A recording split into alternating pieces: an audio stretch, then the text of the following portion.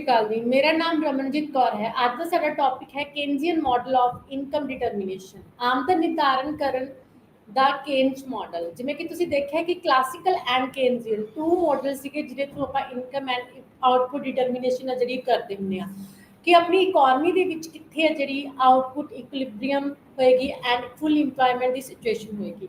ਇਸ ਨਾਲ ਸੰਬੰਧਿਤ ਕਹਿੰਦੇ ਜਿਹੜੇ ਆਪਣੇ ਕਲਾਸੀਕਲਸ ਐਂਡ ਜਿਹੜੇ ਨਿਊ ਕਲਾਸੀਕਲ ਇਕੋਨੋਮਿਸਟ ਸੀਗੇ ਉਹਨਾਂ ਨੇ ਟੂ ਮਾਡਲਸ ਦੱਸੇ ਸੀਗੇ। ਫਰਸਟ ਸੀਗਾ classicals model of income and output determination and ਅੱਜ ਅਸੀਂ ਕਰਾਂਗੇ Keynesian model of income and output determination. ਤਾਂ ਕਲਾਸੀਕਲਸ ਜਿਹੜਾ ਮਾਡਲ ਸੀਗਾ ਉਹਦੇ ਵਿੱਚ ਕਹਿੰਦੇ ਜੇਬੀ ਸੇ ਰਿਕਾਰਡੋ ਨੇ ਡੇਵਿਡ ਰਿਕਾਰਡੋ ਨੇ ਕੀ ਕਿਹਾ ਸੀਗਾ ਕਿ ਜਿਹੜੀ ਆਪਣੀ ਇਕੋਨਮੀ ਹੈ ਉਹਦੇ ਵਿੱਚ ਫ੍ਰੀ ਮਾਰਕੀਟ ਫੋਰਸਿਸ ਦੇ ਦੁਆਰਾ ਆਪਣੇ ਆਪ ਇਕੁਇਲਿਬਰੀਅਮ ਦੀ ਪੋਜੀਸ਼ਨ ਆ ਜਾਏਗੀ। ਮੀਨਸ ਉਹਨਾਂ ਨੇ ਬੋਲਿਆ ਸੀਗਾ ਕਿ ਜਿਹੜੀ ਡਿਮਾਂਡ ਤੇ ਸਪਲਾਈ ਹੈ ਉਹ ਪ੍ਰਾਈਸਿਸ ਚੇਂਜ ਹੋਣ ਦੇ ਨਾਲ ਆਪਣੇ ਆਪ ਇਕੁਇਲਿਬਰੀਅਮ ਲੈਵਲ ਆਫ ਆਊਟਪੁੱਟ ਆ ਜਾਏਗੀ। ਤੇ ਇਕੁਇਲਿਬਰੀਅਮ ਲੈਵਲ ਆਫ ਆਊਟਪੁੱਟ ਕਿੱਥੇ ਹੋਏਗੀ? ਜਿੱਥੇ ਫੁੱਲ ਇੰਪਲੋਇਮੈਂਟ ਹੋਏਗੀ। ਕਹਿੰਦੇ ਉਹ ਕੀ ਕਹਿੰਦੇ ਨੇ ਕਿ full employment is a normal feature of capitalist economy, ਕਿ ਆਪਣੀ ਇਕੋਨਮੀ ਦੇ ਵਿੱਚ ਹਮੇਸ਼ਾ ਫੁੱਲ ਇੰਪਲੋਇਮੈਂਟ ਹੀ ਰਹੇਗੀ ਕਿ ਲੇਬਰ ਦੀ ਡਿਮਾਂਡ ਤੇ ਸਪਲਾਈ ਇਕੁਅਲ ਰਹੇਗੀ। ਜੇਕਰ ਕਹਿੰਦੇ ਲੇਬਰ ਦੀ ਡਿਮਾਂਡ ਦੇ ਨਾਲੋਂ ਸਪਲਾਈ ਇਨਕਰੀਜ਼ ਹੋ ਜਾਵੇ, ਡਿਮਾਂਡ ਘੱਟ ਹੋਵੇ ਤਾਂ ਆਪਣੇ ਆਪ ਜਿਹੜਾ ਵੇਜ ਰੇਟ ਆ ਉਹ ਘਟ ਜਾਏਗਾ, ਜਿਹਦੇ ਨਾਲ ਡਿਮਾਂਡ ਇਨਕਰੀਜ਼ ਹੋ ਜਾਏਗੀ ਤੇ ਸਪਲਾਈ ਡਿਕਰੀਜ਼ ਹੋ ਜਾਏਗੀ, ਇਕੁਅਲ ਹੋ ਜਾਏਗੀ, ਫੁੱਲ ਇੰਪਲੋਇਮੈਂਟ ਦੀ ਸਿਚੁਏਸ਼ਨ ਆ ਜਾਏਗੀ। ਤੇ ਕਹਿੰਦੇ ਉਹਨਾਂ ਨੇ ਖੁਦ ਬੋਲਿਆ ਸੀਗਾ ਕਿ ਹਮੇਸ਼ਾ ਹੀ saving is equal to investment ਰਹੇਗੀ, ਕਿ ਜਿੰਨੀ ਵੀ ਆਪਣੀ ਸੇਵਿੰਗ ਆ ਉਹਨੂੰ ਆਪਾਂ ਇਨਵੈਸਟ ਕਰ ਦੇਵਾਂਗੇ। ਅਗਰ ਸੇਵਿੰਗ ਗ੍ਰੇਟਰ ਦੈਨ ਇਨਵੈਸਟ ਹੈ ਤਾਂ ਰੇਟ ਆਫ ਇੰਟਰਸਟ ਦੇ ਵਿੱਚ ਚੇਂਜ ਆਏਗਾ, ਜਿਹਦੇ ਥਰੂ ਸੇਵਿੰਗ ਇਨਵੈਸਟਮੈਂਟ ਦੇ ਇਕੁਅਲ ਹੋ ਜਾਏਗੀ। ਕਹਿੰਦੇ ਜਿਹੜੇ ਇਹ ਟੂ ਜਿਹੜੀਆਂ ਅਜ਼ੰਪਸ਼ਨ ਸੀਗੀਆਂ ਕਲਾਸੀਕਲ ਥਿਊਰੀ ਦੇ ਵਿੱਚ ਲਿਖਤੀਆਂ ਗਈਆਂ ਸੀਗੀਆਂ ਤੇ ਉਹਨਾਂ ਨੇ ਕਿਹਾ ਸੀ ਕਿ ਕਲੋਜ਼ਡ ਇਕੋਨਮੀ ਹੈ। ਤੇ ਉਸ ਤੋਂ ਬਾਅਦ ਫਿਰ ਉਹਨਾਂ ਨੇ ਬੋਲਿਆ ਸੀਗਾ ਕਿ ਜੋ ਵੀ ਹੈ ਆਪਣਾ ਕੌਨਸਟੈਂਟ ਜਿਹੜੀ ਟੈਕਨੀਕਸ ਨੇ ਕੌਨਸਟੈਂਟ ਰਹਿਣਗੀਆਂ। ਜਿਹੜੀ ਡਿਫਰੈਂਟ ਅਜ਼ੰਪਸ਼ਨ ਸੀਗੀਆਂ ਉਹਨਾਂ ਨੇ ਮੰਨੀਆਂ ਸੀਗੀਆਂ। ਤੇ ਕੇਨਸ ਜਿਹੜੀ ਅਪਰੋਚ ਹੈ ਕੇਨਜ਼ੀਅਨ ਮਾਡਲ ਦੇ ਥਰੂ ਕੇਨਸ ਨੇ ਕ੍ਰਿਟਿਸਾਈਜ਼ ਕੀਤਾ ਸੀ ਕਲਾਸੀਕਲ ਥਿਊਰੀ ਨੂੰ। ਕਹਿੰਦੇ ਉਹ ਇੰਪੈਰੀਕਲੀ ਰੋਂਗ ਹੈ, ਆਈਡਲ ਜਿਹੜੀ ਹੈ ਥਿਊਰੀ ਨਹੀਂ ਹੈਗੀ। ਕਿ ਆਪਣੀ ਉਹਨਾਂ ਨੇ ਬੋਲਿਆ ਸੀਗਾ ਕਿ ਜਿਹੜੀ ਕਲਾਸੀਕਲਸ ਨੇ ਬੋਲਿਆ ਹੈ ਕਿ ਆਪਣੀ ਇਕੋਨਮੀ ਦੇ ਵਿੱਚ ਹਮੇਸ਼ਾ ਫੁੱਲ ਇੰਪਲੋਇਮੈਂਟ ਦੇ ਇਕੁਇਲਿਬਰੀਅਮ ਲੈਵਲ ਰਹੇਗਾ, ਲੇਕਿਨ ਉਹ ਕਹਿੰਦੇ ਕਿ ਇਕੁਇਲਿਬਰੀਅਮ ਜਿਹੜੀ ਆਊਟਪੁੱਟ ਹੈ ਉਹ ਅੰਡਰ ਇੰਪਲੋਇਮੈਂਟ ਦੇ ਵਿੱਚ ਵੀ ਪੋਸੀਬਲ ਹੋ ਸਕਦੀ ਆ। ਤੇ ਉਹਨਾਂ ਨੇ ਬੋਲਿਆ ਕਿ ਜਿਹੜੀ ਆਪਣੀ ਸੇਵਿੰਗ ਹੈ ਆਪਾਂ ਸਾਰੀ ਸੇਵਿੰਗ ਨੂੰ ਇਨਵੈਸਟ ਨਹੀਂ ਕਰਦੇ। ਹੈਵਸ ਤੇ ਹੈਵਸ ਨਾਟ ਹੁੰਦੇ ਨੇ, ਜਿਹੜੇ ਰਿਚ ਪਰਸਨਸ ਹੁੰਦੇ ਨੇ ਉਹ ਆਪਣੀ ਇਨਕਮ ਦੇ ਵਿੱਚੋਂ ਕੁਛ ਨਾ ਕੁਛ ਕੀ ਕਰਨਗੇ, ਸੇਵ ਜ਼ਰੂਰ ਕਰਕੇ ਰੱਖਣਗੇ। ਉਹ ਆਪਣੀ ਸਾਰੀ ਇਨਕਮ ਨੂੰ ਕੰਜ਼ਿਊਮ ਨਹੀਂ ਕਰਾਂਗੇ, ਐਕਸਪੈਂਡੀਚਰ ਨਹੀਂ ਕਰਨਗੇ। ਤੇ ਉਹਨਾਂ ਨੇ ਬੋਲਿਆ ਕਿ ਵਿਦਆਊਟ ਗਵਰਨਮੈਂਟ ਇੰਟਰਵੈਂਸ਼ਨ ਕਹਿੰਦੇ ਜਿਹੜੀ ਫ੍ਰੀ ਮਾਰਕੀਟ ਫੋਰਸਿਸ ਦੇ ਵਿੱਚ ਕਹਿੰਦੇ ਜਿਹੜੀ ਡਿਮਾਂਡ ਸਪਲਾਈ ਹੈ ਇੱਕ ਦੂਸਰੇ ਦੇ ਇਕੁਅਲ ਨਹੀਂ ਹੋ ਸਕਦੀ। ਕਹਿੰਦੇ ਗਵਰਨਮੈਂਟ ਇੰਟਰਵੈਂਸ਼ਨ ਜ਼ਰੂਰੀ ਹੈ। ਕੇਨਸ ਨੇ 19 ਜਿਹੜੀ ਆਪਣੀ 30 ਦੀ ਐਗਜ਼ਾਮਪਲ ਲਿੱਤੀ ਹੈ ਜਦੋਂ ਗ੍ਰੇਟ ਡਿਪਰੈਸ਼ਨ ਆਇਆ ਸੀਗਾ। ਉਹਨਾਂ ਨੇ ਬੋਲਿਆ ਸੀਗਾ ਕਿ ਉਦੋਂ ਕਿਹਾ ਗਿਆ ਸੀਗਾ ਕਿ ਵਿਦਆਊਟ ਗਵਰਨਮੈਂਟ ਇੰਟਰਵੈਂਸ਼ਨ ਜਿਹੜੀ ਅਨਇੰਪਲੋਇਮੈਂਟ ਆ ਇਨਕਰੀਜ਼ ਹੋ ਰਹੀ ਹੈ ਉਹ ਠੀਕ ਹੋ ਜਾਏਗੀ, ਇੰਪਲੋਇਮੈਂਟ ਲੈ ਕੇ ਆਏਗੀ। ਲੇਕਿਨ ਕੀ ਹੋਇਆ ਸੀ, ਇੰਪਲੋਇਮੈਂਟ ਇਨਕਰੀਜ਼ ਨਹੀਂ ਹੋਈ ਸੀ। ਕਹਿੰਦੇ ਉਦੋਂ ਗਵਰਨਮੈਂਟ ਨੇ ਇਨਵੋਲਵਮੈਂਟ ਕੀਤੀ ਸੀਗੀ ਤੇ ਗਵਰਨਮੈਂਟ ਨੇ ਕਈ ਸਟੈਪਸ ਚੱਕੇ ਸੀ ਜਿਹਦੇ ਥਰੂ ਹੀ ਜਿਹੜੀ ਆਪਣੀ ਇੰਪਲੋਇਮੈਂਟ ਹੈ ਉਹ ਕੀ ਹੋਈ ਸੀ, ਇਨਕਰੀਜ਼ ਹੋਈ ਸੀ। ਉਦੋਂ ਗਵਰਨਮੈਂਟ ਦੀ ਇੰਟਰਵੈਂਸ਼ਨ ਦੇ ਨਾਲ ਹੀ ਜਿਹੜਾ ਡਿਪਰੈਸ਼ਨ ਚੱਲ ਰਿਹਾ ਸੀਗਾ ਗ੍ਰੇਟ ਡਿਪਰੈਸ਼ਨ 1930 ਦੇ ਵਿੱਚ, ਉਹਨੂੰ ਥੋੜਾ ਜਿਹਾ ਡਿਕਰੀਜ਼ ਕੀਤਾ ਗਿਆ ਸੀ। ਕਹਿੰਦੇ ਵਿਦਆਊਟ ਗਵਰਨਮੈਂਟ ਇੰਟਰਵੈਂਸ਼ਨ ਕਹਿੰਦੇ ਆਪਣੀ ਮਾਰਕੀਟ ਦੇ ਵਿੱਚ ਆਪਣੀ ਇਕੋਨਮੀ ਦੇ ਵਿੱਚ ਜਿਹੜੀ ਇਕੁਇਲਿਬਰੀਅਮ ਦੀ ਸਿਚੁਏਸ਼ਨ ਆ ਉਹ ਨਹੀਂ ਲੈ ਕੇ ਆਂਦੀ ਜਾ ਸਕਦੀ। ਕਹਿੰਦੇ ਤੇ ਪ੍ਰਾਈਸ ਲੈਵਲ ਦੇ ਵਿੱਚ ਵੀ ਕਹਿੰਦੇ ਚੇਂਜ ਆਟੋਮੈਟਿਕਲੀ ਨਹੀਂ ਹੋ ਸਕਦਾ। ਕਹਿੰਦੇ ਕੇਨਸ ਨੇ ਕ੍ਰਿਟਿਸਾਈਜ਼ ਕੀਤਾ ਕਲਾਸੀਕਲਸ ਨੂੰ। ਤਾਂ ਹੁਣ ਕੇਨਸ ਕੀ ਕਹਿੰਦੇ ਨੇ, ਕੇਨਸ ਨੇ ਅਪਰੋਚ ਦਿੱਤੀ ਆ equilibrium level of output and income determination ਦੀ। ਕਹਿੰਦੇ ਟੂ ਸੈਕਟਰ ਜਿਹੜੀ ਕੇਨਸ ਦੀ ਥਿਊਰੀ ਹੈ, ਕੇਨਸ ਦਾ ਮਾਡਲ ਆ, ਇਹਨੂੰ ਟੂ ਸੈਕਟਰ ਕੇਨਜ਼ੀਅਨ ਥਿਊਰੀ ਵੀ ਕਿਹਾ ਜਾਂਦਾ ਹੈ। ਤਾਂ ਜਿਹੜੀ ਇਹ ਟੂ ਸੈਕਟਰ ਕੇਨਜ਼ੀਅਨ ਥਿਊਰੀ ਹੈ ਕੀ ਅਜ਼ਿਊਮ ਕਰਕੇ ਚੱਲਦੀ ਆ, ਕਹਿੰਦੇ output to be perfectly elastic to change in the aggregate demand in the economy, ਕਿ ਜਿਹੜੀ ਆਪਣੀ ਆਊਟਪੁੱਟ ਹੈ ਉਹ ਪਰਫੈਕਟਲੀ ਇਲਾਸਟਿਕ ਹੈ, ਇਨਕਰੀਜ਼ ਡਿਕਰੀਜ਼ ਹੁੰਦੀ ਹੈ। ਕਹਿੰਦੇ ਜਿਹੜੀ ਆਪਣੀ ਆਊਟਪੁੱਟ ਹੈ ਉਹ ਕਿਸ ਦੇ ਥਰੂ ਚੇਂਜ ਹੋਏਗੀ, ਡਿਮਾਂਡ ਦੇ ਥਰੂ ਚੇਂਜ ਹੋਏਗੀ। ਜਦਕਿ ਜਿਹੜੇ ਕਲਾਸੀਕਲ ਆਪਣੇ ਇਕੋਨੋਮਿਸਟ ਸੀਗੇ ਉਹਨਾਂ ਨੇ ਬੋਲਿਆ ਸੀਗਾ ਜੇਬੀ ਸੇਜ਼ ਜਿਹੜਾ ਲਾਅ ਹੈ supply creates it's on demand. ਉਹਨਾਂ ਨੇ ਬੋਲਿਆ ਸੀ ਕਿ ਜਿੰਨੀ ਸਪਲਾਈ ਆ ਡਿਮਾਂਡ ਆਪਣੇ ਆਪ ਉਨੀ ਹੀ ਇਨਕਰੀਜ਼ ਹੋ ਜਾਏਗੀ। इसी तरह हमेशा ही जी डिमांड है सप्लाई के इक्को रहेगी, क्योंकि supply creates its own demand. Supply के थ्रू जी फैक्टर ऑफ प्रोडक्शन कॉस्ट आती है, उन्होंने इनकम होंगी है, वो सारी इनकम की करेंगे खर्च करेंगे एक्सपेंडिचर करेंगे, जिन्हों के थ्रू उन्नी ही डिमांड इंक्रीज हो जाएगी। लेकिन केन्स ने की कहा, उन्होंने सप्लाई की जगह पे डिमांड को ज़्यादा अहमियत दी है। उन्होंने कहते पहले डिमांड इफैक्ट होएगी तो डिमांड के नाल ही जिनी डिमांड चेंज हो रही है सप्लाई चेंज होएगी। उन्होंने डिमांड को पहल दी अपनी टू सैक्टर मॉडल के विच। तो कहते price level labour productivity and production techniques ने जड़ियाँ केन्स ने भी मनिया ने कॉन्सटेंट मंगिया ने कि इन्होंने किसी भी तरह का कोई भी चेंज नहीं होंगे। कहते जो केन्स की थ्योरी है क्लासिकल की थ्योरी तरह ये भी शॉर्ट रन के एनालाइसिस है, शॉर्ट पीरियड के अपलाई होंगी। तो हम देखते हैं कि केन्स या बेसिक अजम्पशनस की ने। केन्स जी मॉडल है टू सैक्टर मॉडल है, तो वो की बेसिक अजम्पशनस लैके तुरता है। First is short period. कहते जी केन्स की थ्योरी है शॉर्ट पीरियड के अपलाई होंगी है। तुहानूं पता है कि employment holds goods in the short period. कहते इंप्लॉयमेंट को आप शॉर्ट पीरियड के ही इंक्रीज कर सकते हैं, क्योंकि शॉर्ट पीरियड के कहते ओनली आप लेबर या इंप्लॉयमेंट को बढ़ा के ही जी आउटपुट है उन्होंने इंक्रीज कर सकते हैं, क्योंकि labour is a variable factor and other are fix factors in short period. अगर आपने अपनी आउटपुट में इंक्रीज करना तो with the help of labour कर सकते हैं, क्योंकि अदर जो फैक्टर्स ने वो होंगे ने कॉन्सटेंट होंगे ने। इस तरह आप अगर लेबर इंक्रीज करेंगे तब अपनी जी इंप्लॉयमेंट होगी ऑटोमैटिकली इंक्रीज होगी। And the second assumption is perfect competition. कहते जी अपनी केन्स की थ्योरी है क्लासिकल्स की तरह ये भी परफेक्ट कॉम्पीटिशन मार्केट के अपलाई होंगी है। कहते Keynes theory of employment like classicals इन्होंने बोलिया कि बेसिक अजम्पशन है परफेक्ट कॉम्पीटिशन की। Large number of buyers and sellers ने जी प्रोडक्ट्स की प्रोडक्शन की जाती है होमोजीनियस है, तो प्राइस की सब का सेम है। Next is closed economy. Classicals की तरह केन्जियन की जी थ्योरी है वो भी क्लोज्ड इकोनॉमी के इंप्लाई होंगी है, मतलब ओपन इकोनॉमी नहीं हैगी। इंटरनेशनल लैवल पर आप डिफरेंट कंट्रीज के नाल किसी भी तरह का एक्सपोर्ट इंपोर्ट नहीं करती। Labour is only a variable of production. कहते क्लासिकल्स ने भी की बोलिया सी कि अगर प्रोडक्शन आपने करनी है, प्रोडक्शन इंक्रीज करना ओनली जो लेबर है वो वेरिएबल फैक्टर है। आप लेबर की क्वांटिटी को इंक्रीज डिक्रीज करके ही जी अपनी प्रोडक्शन है उन्होंने इंक्रीज डिक्रीज कर सकते हैं। Next is a constant technology. Classicals की तरह केन्स ने भी कहा है कि जी टैक्नोलॉजी है वो भी किसी तरह का कोई भी चेंज नहीं आता, टैक्नोलॉजी कॉन्सटेंट रहेगी, वो जी इंप्रूवमेंट है वो नहीं होएगी। मनी इलस्ट्रेशंस कहते उन्होंने बिलीव किया है कि change in nominal wages respect change in real wages. अगर नॉमिनल वेजिस चेंज होंगे तो फिर अपन मनी वेजिस चेंज होंगे तो अपन जो रियल वेजिस ने वो भी की होंगे चेंज होंगे। ठीक है। एंड तो उन्होंने बोलिया है कि जो आप मनी अपनी इंक्रीज होएगी तो जरूरी नहीं कि रियल वेजिस इंक्रीज हो, क्योंकि मनी के कुछ ना कुछ पार्ट है जो करते हैं सेव करके रखते हैं। Money is a store of value. Next is a saving and investment function. इन्होंने सेविंग ते इन्वेस्टमेंट फंक्शन लिखता है क्लासिकल्स की तरह, लेकिन क्लासिकल्स ने बोलिया सीगा कि सेविंग ते इन्वेस्टमेंट रेट ऑफ इंटरस्ट का जिहड़ा है फंक्शन है, कि रेट ऑफ इंटरस्ट बदलण दे नाल सेविंग बढ़ेगी, रेट ऑफ इंटरस्ट घटण दे नाल सेविंग घटेगी, तो जी इन्वेस्टमेंट है रेट ऑफ इंटरस्ट बदलण दे नाल घटेगी, तो रेट ऑफ इंटरस्ट घटण दे नाल इन्वेस्टमेंट बढ़ेगी। लेकिन कहते जो अपना केन्स है इन्हें की कहा है कि सेविंग ते इन्वेस्टमेंट रेट ऑफ इंटरस्ट का फंक्शन होने तो बिना इनकम ते मार्जिनल एफिशिएंसी ऑफ कैपिटल ते डिपेंड करती है। अगर तो कहते अपनी इनकम ज़्यादा है सेविंग ज़्यादा होएगी, अगर अपनी इनकम घट है तो सेविंग घट होएगी। तो इन्वेस्टमेंट की गल रही तो इन्वेस्टमेंट कहते मार्जिनल एफिशिएंसी ऑफ कैपिटल से डिपेंड करता है कि जो आप इन्वेस्टमेंट कर रहे हैं वो एफिशिएंसी की है। अगर वो एफिशिएंसी ज़्यादा है मार्जिनल एफिशिएंसी तब की होएगा आप ज़्यादा इन्वेस्ट करेंगे क्योंकि प्रोडक्शन ज़्यादा होएगी। अगर वो मार्जिनल एफिशिएंसी ऑफ कैपिटल घट है, जो कैपिटल इन्वेस्ट कर रहे हैं उसकी तो इन्वेस्टमेंट घट होएगी।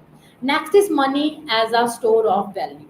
कहते क्लासिकल्स ने बोलिया सी कि money is only a medium of exchange. Money को आप यूज करते हैं सिर्फ एक्सचेंज करने के लिए, लेकिन केन्स कहते हैं कि मनी को सिर्फ आप एक्सचेंज करने के लिए यूज नहीं करते। Money is a store of value. Money को आप स्टोर करके भी रखते हैं, क्योंकि store of value is a important function of money. ये सी अपने basic assumptions of Keynesian model two sector model.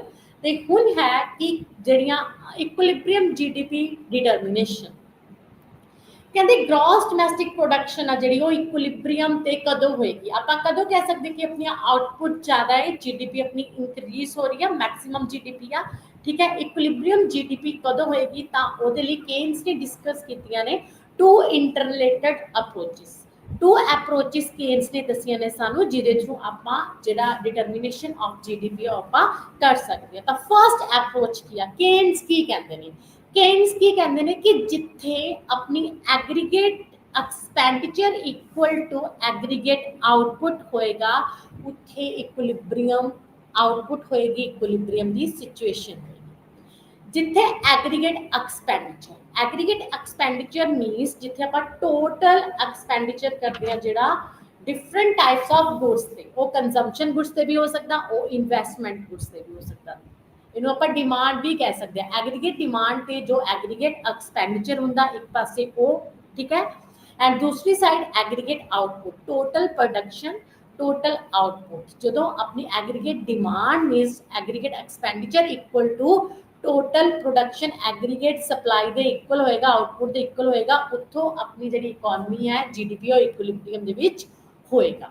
ਤੇ ਸੈਕੰਡ ਅਪਰੋਚ ਉਹ ਕੀ ਅਸਿਊਮ ਕਰਕੇ ਚੱਲਦੇ ਨੇ, saving is equal to investment. ਉਹ ਕਹਿੰਦੇ ਨੇ ਕਿ ਸੇਵਿੰਗ ਹਮੇਸ਼ਾ ਹੀ ਇਨਵੈਸਟਮੈਂਟ ਦੇ ਇਕੁਅਲ ਹੋਏਗੀ, ਜਦਕਿ ਉਹਨਾਂ ਨੇ ਕਲਾਸੀਕਲਸ ਦੀ saving is equal to investment ਨੂੰ ਗਲਤ ਠਹਿਰਾਇਆ, ਲੇਕਿਨ ਇੱਥੇ ਉਹਨਾਂ ਨੇ ਬੋਲਿਆ ਕਿ ਸਾਰੀ ਸੇਵਿੰਗ ਨੂੰ ਆਪਾਂ ਕੀ ਕਰਾਂਗੇ, ਇਨਵੈਸਟ ਕਰਾਂਗੇ, ਐਸ ਇਜ਼ ਇਕੁਅਲ ਟੂ ਹਮੇਸ਼ਾ ਆਈ ਹੀ ਰਹੇਗੀ। ਉਹੀ ਬੇਸਿਕ ਅਜ਼ੰਪਸ਼ਨ ਉਹਨਾਂ ਨੇ ਲਈ ਆ ਜੋ ਕਲਾਸੀਕਲਸ ਨੇ ਲਿੱਤੀ ਸੀ।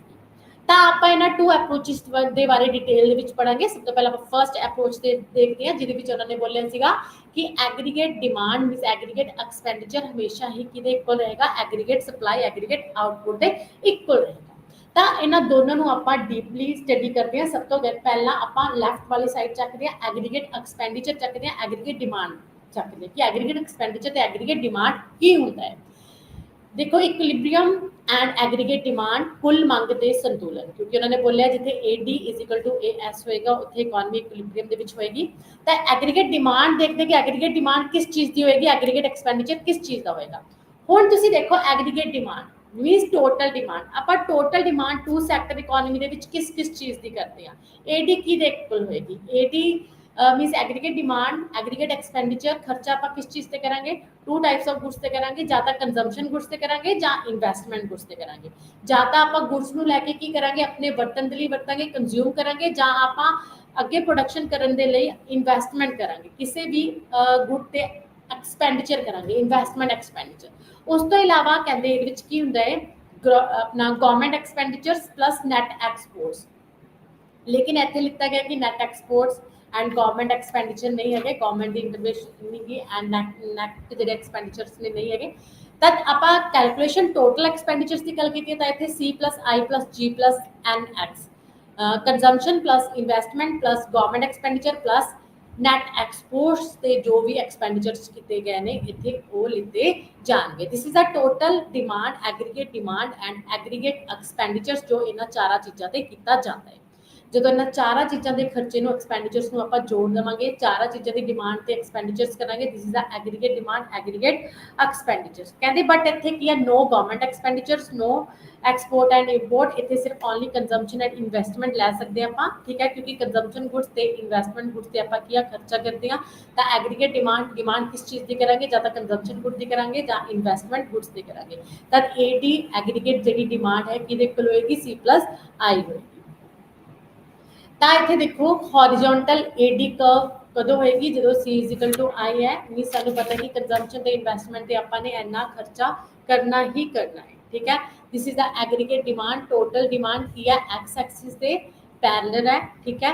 ਤੇ ਜਿਹੜੀ ਆਪਣੀ ਆਊਟਪੁੱਟ AS ਕਰਵ ਹੈ, supply curve, aggregate supply curve, aggregate output curve ਉਹ ਕੀ ਹੈ 45 ਡਿਗਰੀ ਦੇ ਐਂਗਲ ਤੇ ਹੈ, ਉਹ ਓਰੀਜਨ ਤੋਂ ਸਟਾਰਟ ਹੋ ਰਹੀ ਹੈ। ਐਗਰੀਗੇਟ ਡਿਮਾਂਡ ਐਕਸ ਐਕਸਿਸ ਦੇ ਪੈਰਲਲ ਉੱਪਰੋਂ ਸਟਾਰਟ ਹੋ ਰਹੀ ਹੈ।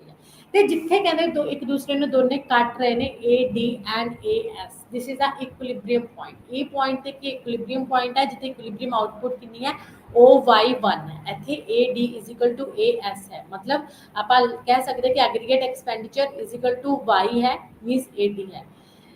ਤੇ ਇਸ ਹੌਰੀਜ਼ੌਂਟਲ ਜਿਹੜੀ ਹੈ ਇੱਥੇ ਐਗਰੀਗੇਟ ਡਿਮਾਂਡ ਕਰਵ ਹੈ, ਲੇਕਿन ਜਿਹੜੀ ਡਿਮਾਂਡ ਕਰਵ ਹੈ ਸਿਰਫ ਹੌਰੀਜ਼ੌਂਟਲ ਨਹੀਂ ਰਹਿੰਦੀ, ਇਹਦੇ ਵਿੱਚ ਚੇਂਜ ਆਉਂਦੇ ਰਹਿੰਦੇ ਨੇ, ਕਿਉਂਕਿ ਆਪਣੀ ਜਿਹੜੀ ਕੰਜ਼ੰਪਸ਼ਨ ਅਤੇ ਇਨਵੈਸਟਮੈਂਟ ਹੈ ਦੋਨਾਂ ਦੇ ਵਿੱਚ ਕੀ ਹੁੰਦੇ ਨੇ, ਚੇਂਜ ਆਉਂਦੇ ਨੇ।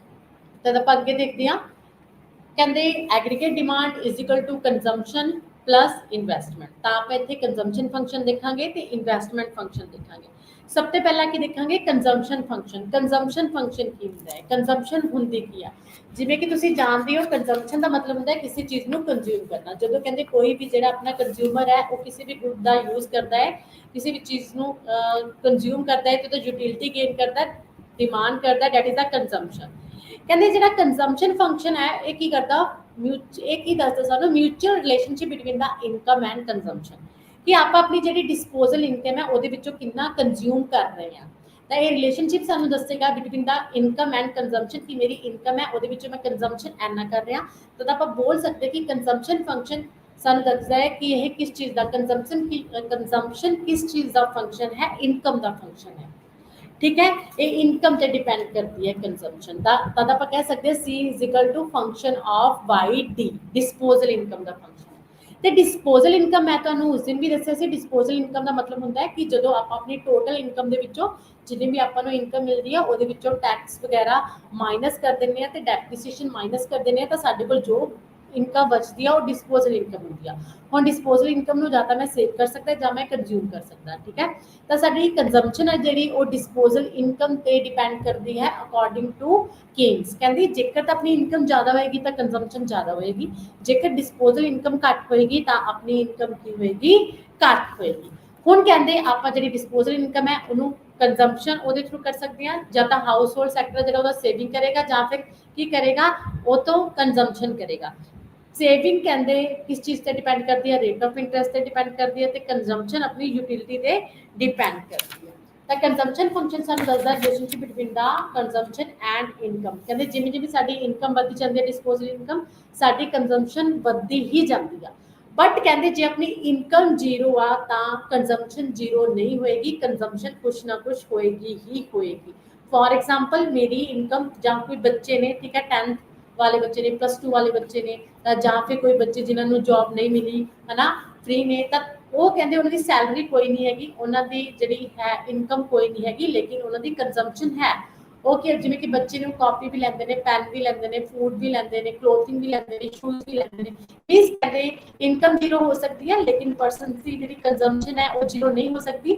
ਤਾਂ ਕਹਿੰਦੇ ਇਨਕਮ ਕਰਵ ਹੈ ਜਿਹੜੀ ਉਹ ਆਪਣੀ ओरिजिन ਤੋਂ ਸਟਾਰਟ ਹੋਏਗੀ, ਮੀਨਸ ਆਊਟਪੁੱਟ, ਲੇਕਿਨ ਕੰਜ਼ੰਪਸ਼ਨ ਆਪਣੀ ਉਸ ਤੋਂ ਬਾਈ ਐਕਸਿਸ ਤੋਂ ਹੀ ਸਟਾਰਟ ਹੋਏਗੀ, ਕਿਉਂਕਿ ਕੁਛ ਨਾ ਕੁਛ ਆਪਾਂ ਕੰਜ਼ਿਊਮ ਜ਼ਰੂਰ ਕਰਦੇ ਹਾਂ। ਬਾਕੀ ਜਿਵੇਂ ਜਿਵੇਂ ਕਹਿੰਦੇ ਆਪਣੀ ਇਨਕਮ ਵਧੇਗੀ ਉਵੇਂ ਉਵੇਂ ਆਪਣੀ ਕੰਜ਼ੰਪਸ਼ਨ ਵਧੇਗੀ। ਪਹਿਲਾਂ ਤਾਂ ਇਨਕਮ ਦੇ ਨਾਲ ਹੀ ਕੰਜ਼ੰਪਸ਼ਨ ਉਸੇ ਤਰ੍ਹਾਂ ਨਾਲ ਵਧੇਗੀ, ਲੇਕਿਨ ਬਾਅਦ ਦੇ ਵਿੱਚ ਇੱਕ ਟਾਈਮ ਤੇ ਇਨਕਮ ਵਧਣ ਦੇ ਨਾਲ ਕੰਜ਼ੰਪਸ਼ਨ ਉਨੀ ਨਹੀਂ ਵਧੇਗੀ, ਉਸ ਤੋਂ ਘੱਟ ਵਧੇਗੀ, ਕਿਉਂਕਿ ਉੱਥੇ ਸਾਈਕੋਲੋਜੀਕਲ ਲਾਅ ਆਫ ਜਿਹੜਾ ਕੰਜ਼ੰਪਸ਼ਨ ਹੈ ਉਹ ਕੀ ਹੁੰਦਾ ਹੈ, ਅਪਲਾਈ ਹੁੰਦਾ ਹੈ। ਤੇ ਉਸ ਤੋਂ ਬਾਅਦ ਪ੍ਰੋਸਪੈਰਿਟੀ ਟੂ ਕੰਜ਼ਿਊਮ ਸਾਨੂੰ ਇਹ ਦੱਸਦੀ ਆ ਕਿ ਆਪਾਂ ਜਿਹੜੀ ਹੈ ਸ਼ਡਿਊਲ ਸਾਨੂੰ ਦੱਸਦੇ ਕਿ ਡਿਫਰੈਂਟ ਜਿਹੜੀ ਇਨਕਮ ਹੈ ਸਾਡੀ ਉਹਦੇ ਆਪਾਂ ਕਿੰਨੇ ਡਿਫਰੈਂਟ ਲੈਵਲ ਤੇ ਕੰਜ਼ੰਪਸ਼ਨ ਕਰਾਂਗੇ। ਤੇ ਉਸ ਤੋਂ ਬਾਅਦ ਸਾਨੂੰ ਪਤਾ ਲੱਗਿਆ ਕਿ ਚੇਂਜਿੰਗ ਇਨਕਮ ਤੇ changing consumption, that is a consumption function, ਕਿ ਸਾਡੇ ਇਨਕਮ ਦੇ ਵਿੱਚ ਚੇਂਜ ਹੋਣ ਦੇ ਨਾਲ ਜਿੰਨਾ ਕੰਜ਼ੰਪਸ਼ਨ ਦੇ ਵਿੱਚ ਚੇਂਜ ਹੁੰਦਾ, this is a consumption function. ਇਹ ਦੋਨੋਂ ਦੇ ਵਿੱਚ ਸਾਨੂੰ ਰਿਲੇਸ਼ਨਸ਼ਿਪ ਦੱਸਦਾ। ਠੀਕ ਹੈ, ਤੇ ਆਪਾਂ ਜੋ ਕੰਜ਼ੰਪਸ਼ਨ ਤੇ ਐਕਸਪੈਂਡੀਚਰ ਕਰਦੇ ਆ ਤਾਂ ਕੰਜ਼ੰਪਸ਼ਨ ਡਿਮਾਂਡ ਹੁੰਦੀ ਹੈ ਸਾਡੀ। ਠੀਕ ਹੈ, ਇਹ ਐਗਰੀਗੇਟ ਡਿਮਾਂਡ ਦੇ ਕੀ ਆ, ਪਾਰਟ ਹੈ। ਤੇ ਕੰਜ਼ੰਪਸ਼ਨ ਕਰਵ ਜਿਹੜੀ ਸੀ ਹੈ ਆਪਣੀ ਉਹ ਕਿੱਥੋਂ ਸਟਾਰਟ ਹੋਏਗੀ, ਜਿਵੇਂ ਤੁਸੀਂ ਡਾਇਗ੍ਰਾਮ ਦੇ ਵਿੱਚ ਦੇਖ ਸਕਦੇ ਹੋ ਵਾਈ ਐਕਸਿਸ ਤੋਂ ਸਟਾਰਟ ਹੋਏਗੀ, ਨਾ ਕਿ ओरिजिन ਤੋਂ ਸਟਾਰਟ ਹੋਏਗੀ। This is a consumption function ਜੋ ਸਾਨੂੰ ਦੱਸਦਾ relationship between the income and consumption. ਇਹ ਕੀ ਆ, ਲੈਫਟ ਟੂ ਰਾਈਟ ਪੋਜ਼ਿਟਿਵ ਹੈ। ਜਿਵੇਂ ਜਿਵੇਂ ਇਨਕਮ ਦਾ ਲੈਵਲ ਵੱਧਦਾ ਜਾਏਗਾ ਕੰਜ਼ੰਪਸ਼ਨ ਵੀ ਆਪਣੀ ਕੀ ਹੁੰਦੀ ਜਾਏਗੀ, ਇਨਕਰੀਜ਼ ਹੁੰਦੀ ਜਾਏਗੀ। ਜਿਵੇਂ ਕਿ ਤੁਸੀਂ ਇਸ ਡਾਇਗ੍ਰਾਮ ਦੇ ਵਿੱਚ ਦੇਖ ਸਕਦੇ ਹੋ, OY ਐਕਸ ਤੇ ਇਨਕਮ ਲੈਵਲ ਲਿੱਤਾ ਹੋਇਆ ਹੈ, OY ਐਕਸਿਸ ਤੇ ਆਪਾਂ ਨੇ ਕੰਜ਼ੰਪਸ਼ਨ ਲਿੱਤੀ ਹੋਈ ਹੈ। ਤੇ ਜਿਹੜੀ ਆਪਣੀ ਕੰਜ਼ੰਪਸ਼ਨ ਐਂਟੋਨਮਸ ਕੰਜ਼ੰਪਸ਼ਨ ਹੈ, ਮੀਨਸ ਕੁਛ ਨਾ ਕੁਛ ਹੈ, ਮੰਨ ਲਓ ਕਿ 50 ਹੈ, C ਦੀ ਬਾਰ ਇਜ਼ ਅ 50, ਕਿ 50 ਆਪਣੀ ਮਿਨੀਮਮ ਕੰਜ਼ੰਪਸ਼ਨ ਹੈ ਜੋ ਆਪਾਂ ਨੇ ਕਰਨੀ ਹੀ ਕਰਨੀ ਹੈ। ਇਸ ਤੋਂ ਬਾਅਦ ਕਹਿੰਦੇ ਪਲੱਸ CY ਜੋ ਬਾਅਦ ਦੇ ਵਾਲੀ ਕੰਜ਼ੰਪਸ਼ਨ ਹੈ, ਇਨਕਰੀਜ਼ ਹੋ ਰਹੀ ਹੈ ਕੰਜ਼ੰਪਸ਼ਨ, ਉਹ ਕਿਸ ਚੀਜ਼ ਤੇ ਡਿਪੈਂਡ ਕਰਦੀ ਹੈ, ਇਨਕਮ ਤੇ ਡਿਪੈਂਡ ਕਰਦੀ ਹੈ। ਜਿਵੇਂ ਕਿ ਤੁਸੀਂ ਡਾਇਗ੍ਰਾਮ ਦੇ ਵਿੱਚ ਦੇਖ ਸਕਦੇ ਹੋ C = C ਦੀ ਬਾਰ ਪਲੱਸ CY ਲਿਖਿਆ ਹੋਇਆ ਹੈ।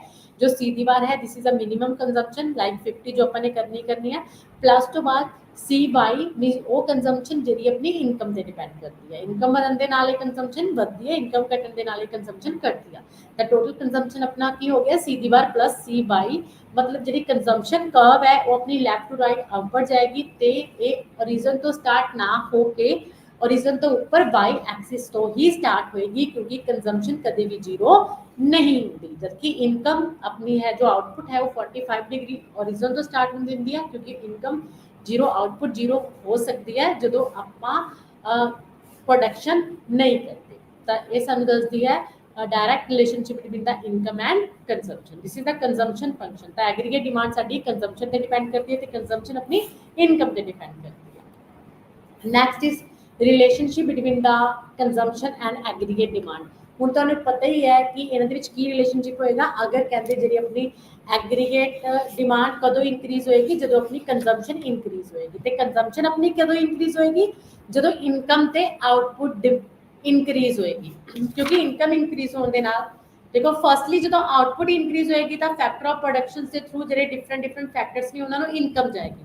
तो इनकम इंक्रीज होगी, इनकम इंक्रीज होगी, इनकम के नाल की होएगी कंजम्पशन इंक्रीज होएगी, कंजम्पशन के नाल एग्रीगेट डिमांड की होएगी इंक्रीज होएगी। जिवें कि तुसीं इस डायग्राम दे विच देख सकते हो, this is a aggregate demand and consumption function the diagram है। तो इहदे विच ओ वाई एक्सिस ते की इनकम एंड आउटपुट लिखी हुई है। इत्थे इनकम एंड आउटपुट अपनी कितनी है वाई जीरो है, एंड ओ वाई एक्सिस ते एग्रीगेट डिमांड लिखी हुई है। ठीक है, मीस कंजम्पशन लिखी हुई है। तो अपना जो है एग्रीगेट सप्लाई कितनी है, एग्रीगेट सप्लाई अपनी 45, एग्रीगेट जी सप्लाई कब है आउटपुट कब है वो 45 डिग्री एंगल पे है। मतलब पहला अपनी आउटपुट जीरो है तो उस तो बाद अपनी आउटपुट है जी इनकम है जी की हो रही है इंक्रीज हो रही है। कहते फर्स्टली जो अपनी जी है कंजम्पशन मीनस एग्रीगेट डिमांड कितनी है अपनी जो सी बार तो स्टार्ट हो रही है। फर्स्टली अपनी कंजम्पशन सी बार तो स्टार्ट हो रही है। ठीक है, लैफ्ट टू राइट। तो उस तो बाद किया मेरी जी है अपनी एंटोनमस इन्वेस्टमेंट इंक्रीज होगी सी बार तो ए बार, क्योंकि ठीक है मेरी कंजम्पशन इंक्रीज होगी। कंजम्पशन इंक्रीज होने के नाल मेरी जी एग्रीगेट डिमांड आ वो शिफ्ट होके अपवर्ड चलेगी तो न्यू इक्विलिब्रियम बनया दैट इज अ ई। तो ई पॉइंट ते जी अपनी इकोनॉमी है इक्विलिब्रियम दे विच होएगी, उत्थे इनकम ते आउटपुट कितनी प्रोड्यूस हो रही है वाई जीरो प्रोड्यूस हो रही है। तो जी अपनी कंजम्पशन है वो कितनी है ए डी है। ठीक है, this is the equilibrium point जिथे A D is equal to की है ए एस है। तो कंजम्पशन इंक्रीज होने के नाल अपनी एग्रीगेट डिमांड की होगी इंक्रीज होके अपवर्ड शिफ्ट होगी, जिस नाल न्यू इक्विलिब्रियम बनया जिहड़ा वाई नु आउटपुट नु न्यू पॉइंट ई पॉइंट ते की कर रहा कट रहा। Next is a formula of equilibrium output. कहते इक्विलिब्रियम जी आउटपुट है तो पता है कि कितने होएगी जिथे y is equal to A D होएगा। y means aggregate supply, first approach अपनी है y is equal to income and output is equal to aggregate demand means जो भी आप डिमांड करते हैं। ठीक है, तो वो थ्रू जो भी एक्सपेंडिचर होंगे वो दूसरे परसन से की होंगे इनकम। तो उस तो बाद y is equal to A plus C Y, A is autonomous जी है इन्वेस्टमेंट है एक्सपेंडिचर है जो अपने करना ही करना है। एंड उस तो बाद y minus y is a income, y minus c is a consumption, C Y is equal to autonomous investment, y is equal to 1 minus C ए दी वार। Equilibrium level of output and income किया y zero तो होएगी will be equal to y zero. ठीक है, क्योंकि इत्थे जी अपनी एग्रीगेट डिमांड फर्स्ट है तो अपनी एग्रीगेट सप्लाई है वाई इनकम, तो वो एक दूसरे को कट कर रहे। Equilibrium output and MPC marginal prosperity to consume. Marginal prosperity to consume सानू की दसदा है कि आपां ये भी सानू रिलेशनशिप दसदा है between the income and consumption. कहते एमपीसी सानू दसदा है change in consumption through change in income, कि इनकम ਦੇ ਵਿੱਚ ਚੇਂਜ ਹੋਣ ਦੇ ਨਾਲ ਜਦੋਂ ਕੰਜ਼ੰਪਸ਼ਨ ਦੇ ਵਿੱਚ ਆਪਾਂ ਚੇਂਜ ਦੇਖਾਂਗੇ that is a marginal prosperity to consume. MPC is equal to change in consumption divide by change in income. ਤਾਂ ਤੁਸੀਂ ਇਸ ਡਾਇਗਰਾਮ ਦੇ ਵਿੱਚ ਦੇਖ ਸਕਦੇ ਹੋ ਇਕੁਇਲਿਬਰੀਅਮ ਜਿਹੜਾ ਲੈਵਲ ਹੈ y0 ਹੈ, ਜਿੱਥੇ ਕਹਿੰਦੇ AD ਆਪਣੀ is equal to y output curve ਹੈ ਜਿਹੜੀ ਆਪਣੀ ਸਪਲਾਈ ਕਰਵ ਹੈ ਉਹ AD1 ਕਰਵ ਨੂੰ ਕੀ ਆ ਕੱਟ ਕਰ ਰਹੀ ਹੈ। तो उस तो बाद अगर एग्रीगेट डिमांड इंक्रीज हो जाती है तो इन्वेस्टमेंट अपनी एंटोनमस इन्वेस्टमेंट सेम है। ठीक है, तो एग्रीगेट डिमांड अपवर्ड शिफ्ट होकर AD2 हो जाती है जो न्यू इक्विलिब्रियम पॉइंट पे कट रही है E1 पे। ਤਾਂ ਉੱਥੇ ਆਪਣੀ ਆउटपुट इंक्रीज हो गई, कितनी होगी इनकम एंड आउटपुट इंक्रीज हो गए OY1 होगी। इस तरह अगर एग्रीगेट डिमांड होर इंक्रीज हो जाती है, ठीक है, अपनी जी MPC है इंक्रीज हो जाती है, तो अपनी इनकम चेंज होने नाल तो एग्रीगेट डिमांड अपवर्ड शिफ्ट हो जाएगी, तो अपना जो है GDP ਤਾਂ ਇਨਕਮ ਤੇ ਆਊਟਪੁੱਟ ਹੋਰ ਜ਼ਿਆਦਾ ਕੀ ਹੋ ਜਾਏਗੀ, ਇਨਕਰੀਜ਼ ਹੋ ਜਾਏਗੀ। ਤਾਂ ਇਹ ਵਾਰ ਪੁਆਇੰਟ ਤੇ ਕੀ ਆਪਾਂ ਇਕੁਇਲਿਬ੍ਰੀਅਮ ਦੀ ਪੋਜੀਸ਼ਨ ਤੇ ਆ। ਇੱਥੇ ਕਾਂਸਟੈਂਟ ਇਨਵੈਸਟਮੈਂਟ ਦੱਸੀ ਹੋਈ ਆਪਾਂ ਨੂੰ, ਕਿਉਂਕਿ ਇੱਕੋ ਪੁਆਇੰਟ ਤੇ ਹੈ ਜੋ left side investment. Next is the equilibrium output and autonomous spendings. Autonomous spendings जो कि ਕੀ ਹੈ इंक्रीज हो रही है इस डायग्राम ਦੇ ਵਿੱਚ। ਤਾਂ ਤੁਸੀਂ ਦੇਖ ਸਕਦੇ ਹੋ ਇਸ ਦੇ ਵਿੱਚ ਐਂਟੋਨਮਸ ਇਨਵੈਸਟਮੈਂਟ ਵੀ ਡਿਕਰੀਜ਼ ਹੋ ਰਹੀ ਹੈ, ਇਨਕਰੀਜ਼ ਹੋ ਰਹੀ ਹੈ, ਐਂਡ ਇੱਥੇ ਐਗਰੀਗੇਟ ਡਿਮਾਂਡ ਵੀ ਕੀ ਹੋ ਰਹੀ ਹੈ, ਇਨਕਰੀਜ਼ ਹੋ ਰਹੀ ਹੈ, ਕਿਉਂਕਿ ਇਨਵੈਸਟਮੈਂਟ ਇਨਕਰੀਜ਼ ਹੋਣ ਦੇ ਨਾਲ ਆਪਣੀ ਜਿਹੜੀ ਇਨਕਮ ਹੈ ਉਸ ਤੋਂ ਕਈ ਗੁਣਾ ਕੀ ਹੋ ਜਾਂਦੀ ਹੈ, ਜ਼ਿਆਦਾ ਇਨਕਰੀਜ਼ ਹੋ ਜਾਂਦੀ ਹੈ, ਮੀਨਸ ਆਊਟਪੁੱਟ ਇਨਕਰੀਜ਼ ਹੋ ਜਾਂਦੀ ਹੈ। ਤਾਂ ਤੁਸੀਂ ਇੱਥੇ ਦੇਖ ਸਕਦੇ ਹੋ ਕਿ ਆਪਣੀ ਇਨਵੈਸਟਮੈਂਟ ਕੀ ਹੁੰਦੀ ਹੈ, ਤੁਹਾਨੂੰ ਪਤਾ ਹੀ ਹੈ। ਇਨਵੈਸਟਮੈਂਟ ਦਾ ਮਤਲਬ ਹੈ ਕਿ ਜਦੋਂ ਆਪਾਂ ਕਿਸੇ ਵੀ ਕੈਪੀਟਲ ਦੇ ਵਿੱਚ ਪੈਸਾ ਇਨਵੈਸਟ ਕਰਦੇ ਹਾਂ ਤਾਂ ਇਨਵੈਸਟ ਕਰਨ ਦੇ ਨਾਲੋਂ ਸਾਡੀ ਜਿਹੜੀ ਕੇ ਟਾਈਮਸ ਹੈ ਉਹ ਇਨਕਮ ਕੀ ਹੈ, ਇੰਕਰੀਜ਼ ਹੋ ਜਾਂਦੀ ਹੈ, ਦੈਟ ਇਜ਼ ਅ ਮਲਟੀਪਲਾਇਰ, ਠੀਕ ਹੈ। ਤਾਂ ਇੱਥੇ ਦਿਖਾਇਆ ਹੈ equilibrium output and autonomous investment, OY axis ਤੇ ਕੀ ਹੈ ਇਨਕਮ ਐਂਡ ਆਊਟਪੁੱਟ ਲਿੱਤੀ ਹੋਈ ਹੈ, ਉਹ एक्स एक्सिस ਤੇ ਐਂਡ OY ਤੇ ਆਪਣੀ ਜੋ ਹੈ ਐਂਟੋਨਮਸ ਇਨਵੈਸਟਮੈਂਟ ਲਿੱਤੀ ਹੋਈ ਹੈ, ਸਪੈਂਡਿੰਗ ਲਿੱਤੀ ਹੋਈ ਹੈ, ਠੀਕ ਹੈ। ਤੇ ਆਪਣੀ ਜਿਹੜੀ ਹੈ AD ਕਰਵ, AD y ਹੈ, ਆਊਟਪੁੱਟ ਕਰਵ ਹੈ, ਇਨਕਮ ਕਰਵ ਹੈ, ਤੇ ਆਪਣੀ AD1 ਹੈ ਐਗਰੀਗੇਟ ਡਿਮਾਂਡ। ਪਹਿਲਾਂ ਕਿੰਨੀ ਸੀਗੀ ਐਗਰੀਗੇਟ ਡਿਮਾਂਡ ਆਪਣੀ, AD1 ਸੀਗੀ, ਜੋ E ਪੁਆਇੰਟ ਤੇ Y ਲਾਈਨ ਨੂੰ ਜਿਹੜੀ ਹੈ ਸਪਲਾਈ ਲਾਈਨ ਉਸ ਤੇ ਆਊਟਪੁੱਟ ਲਾਈਨ ਨੂੰ ਕੱਟ ਰਹੀ ਹੈ। E ਪੁਆਇੰਟ ਤੇ ਇਕੁਇਲਿਬ੍ਰੀਅਮ ਦੀ ਪੋਜੀਸ਼ਨ ਹੈ, ਜਿੱਥੇ Y0 ਇਨਕਮ ਐਂਡ ਆਊਟਪੁੱਟ ਹੈ, ਤੇ A ਦੀ ਬਾਰ ਕੀ ਹੈ, ਐਂਟੋਨਮਸ ਐਕਸਪੈਂਡੀਚਰ ਹੈ, ਜੋ ਆਪਾਂ ਐਕਸਪੈਂਡੀਚਰ ਕਰਦੇ ਹਾਂ, ਠੀਕ ਹੈ। अगर कहते अपना एक्सपेंडिचर इंक्रीज हो जाता है, इन्वेस्टमेंट वगैरह इंक्रीज हो जाती है, जब कंजम्पशन इंक्रीज हो जाती है, तो एक्सपेंडिचर्स बढ़ के कितना हो गया, A/1 तो A/2 हो गया, जिसके नाल एग्रीगेट डिमांड भी इंक्रीज होकर की होगी, AD2 होगी।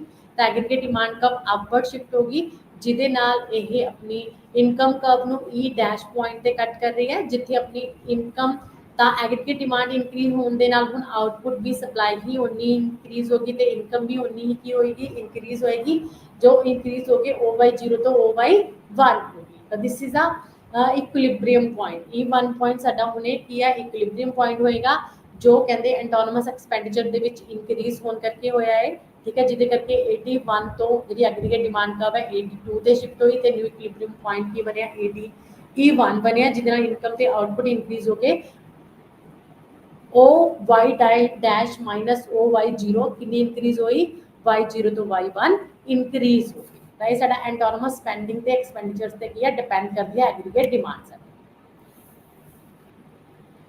ਤੇ next is the concept of multiplier. ਕਹਿੰਦੇ ਮਲਟੀਪਲਾਇਰ ਦਾ ਕਨਸੈਪਟ ਹੈ ਕਿ ਜਿਹੜੀ ਕੇਨਜ਼ੀਅਨ ਦੀ ਇਹ ਅਪਰੋਚ ਆ, ਉਹਨੇ ਕੀ ਬੋਲਿਆ ਕਿ ਇਹਦੇ ਵਿੱਚ ਸੇਵਿੰਗ ਤੇ ਇਨਵੈਸਟਮੈਂਟ ਵੀ ਹਮੇਸ਼ਾ ਹੀ ਇੱਕ ਦੂਸਰੇ ਦੇ ਕੀ ਰਹਿਣਗੇ, ਇਕੁਅਲ ਰਹਿਣਗੇ। ਸੇਵਿੰਗ ਤੇ ਇਨਵੈਸਟਮੈਂਟ ਇੱਕ ਦੂਸਰੇ ਦੇ ਇਕੁਅਲ ਕਿੱਦਾਂ ਰਹਿਣਗੇ, ਕਹਿੰਦੇ ਕੀ ਹੁੰਦਾ ਹੈ, export saving and ex post and saving ਤੇ ਇਨਵੈਸਟਮੈਂਟ ਹੁੰਦੀ ਹੈ, ਜੋ ਆਪਾਂ ਪਹਿਲਾਂ ਜੱਜ ਕਰਕੇ ਕਰਦੇ ਹਾਂ। ਕਲਾਸੀਕਲ ਦੀ ਤਰ੍ਹਾਂ ਹੀ ਇਹਨਾਂ ਨੇ ਵੀ ਬੋਲਿਆ ਸੈਕਿੰਡ ਅਪਰੋਚ ਦੇ ਵਿੱਚ ਸੇਵਿੰਗ ਇਜ਼ ਇਕੁਅਲ ਟੂ ਹਮੇਸ਼ਾ ਹੀ ਇਨਵੈਸਟਮੈਂਟ ਰਹੇਗੀ, ਕਿਉਂਕਿ ਕਹਿੰਦੇ ਸੇਵਿੰਗ ਵੀ ਕੀ ਕਹਿੰਦੇ ਨੇ function of rate of interest ਹੈ, ਤੇ ਉਸ ਤੋਂ ਬਾਅਦ ਜਿਹੜੀ ਆਪਣੀ ਇਨਵੈਸਟਮੈਂਟ ਹੈ ਇਹ ਵੀ ਕਹਿੰਦੇ ਰੇਟ ਆਫ ਇੰਟਰਸਟ ਤੇ ਡਿਪੈਂਡ ਕਰਦਾ, ਉਸ ਚੀਜ਼ ਦਾ ਫੰਕਸ਼ਨ ਹੈ। ਕਹਿੰਦੇ ਦੋਨਾਂ ਦੇ ਵਿੱਚ ਕੀ ਹੈ, ਇਹ ਇਕੁਅਲ ਹੀ ਰਹਿਣਗੇ। ਕਹਿੰਦੇ ਉਸ ਤੋਂ ਬਾਅਦ ਵਿਦਾਊਟ ਕਹਿੰਦੇ check and control by governments ਕਹਿੰਦੇ ਆਟੋਮੈਟਿਕਲੀ ਇੱਕ ਦੂਸਰੇ ਦੇ ਕੀ ਹੈ, ਇਕੁਅਲ ਹੋ ਜਾਂਦੀ।